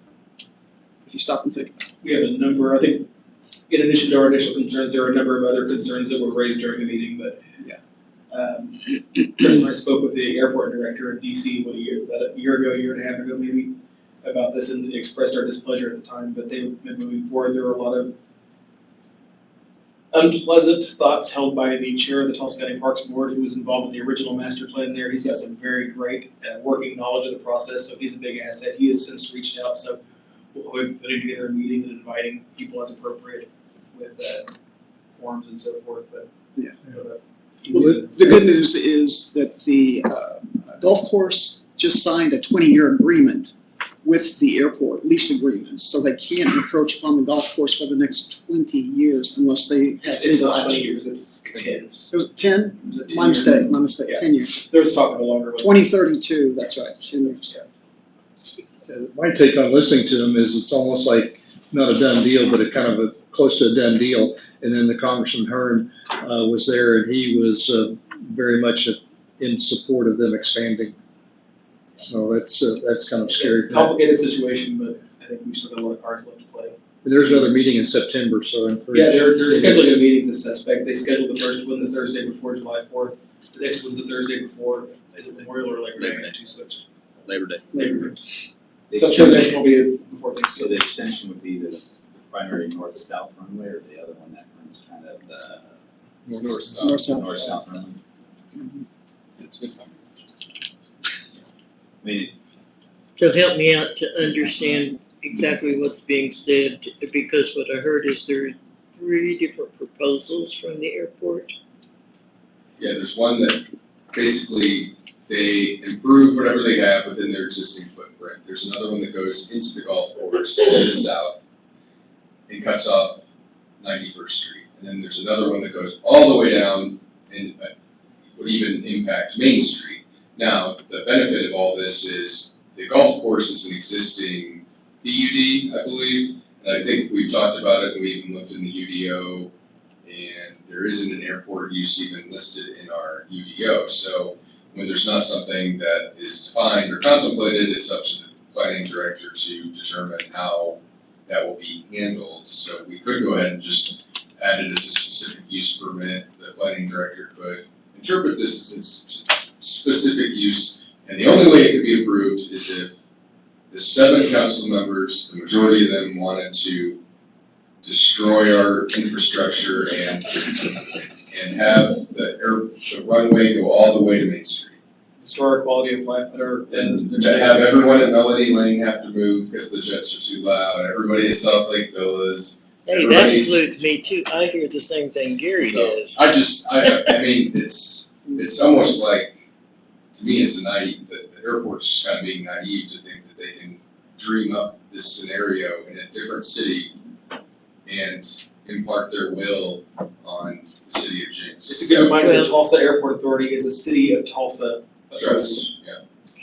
I was gonna say, my question now is how much power do they have to run over us? They don't. Yeah, Because I heard Congressman Hearn was in favor. But I mean, the federal government, any federal aviation association airport has to follow local zoning law. So if we have a specific use permit, the council denies it, the federal government has no right to. Yeah. Yeah, and once again, I think everyone agrees that grade should be moved to Riverside Airport, but. I would suggest for the sake of our relationship with our county partners, we don't even need to talk about this. This is nothing until it becomes something. Well, it's. Well, outside of the names you've already mentioned, is there anyone else that's in big support of this? Outside of the name you've already mentioned? I didn't mention the name. They are moving forward. They're moving forward with this proposal. Yeah, they're moving forward, and it's gonna be incumbent upon us as councils and all future councils. We're on notice. In my opinion, we are on notice. We just need This to is be their ready to intent. respond. Hopefully maybe get in on the ground level and say, yes, we support expansion or improvements, but not something that closes the golf course or the roadways. I don't know if we can not Hey, talk we need to to put them. your energy to good use. Do Yeah, what? we need to get you on this thing, on the airport. Was there ever a thought to take the runway from the north side? Yeah, that's what Keep plowing it right through the soccer fields? Which one we do? Yes, Mayor, And research Mayor, it. yes. Again, I think we are on notice. I don't think we can, in my opinion, not talk about this enough. I think the more we stay silent, the more the gravitational pull of their desire will start to impact. You know, once you get that momentum going, I don't think we can be loud enough at this point. This is just an absolute preposterous idea. And I think, you know, that's just my opinion. I'm not sure what we'll do with that. But Just be careful not to put any misinformation out there. I mean, ultimately. well, it's all public information. It sounds like too many of us are in support of an SUP anyway, so. We're, Well, we're. One thing to mention is the fact that INCOG was represented at the meeting as well. So we might have some conversations with INCOG. This is recorded, so it's out there correctly. In the email I sent to everybody, there's a link at the bottom of it that takes you to their master plan website. You can look at all the documents. We can have Katie post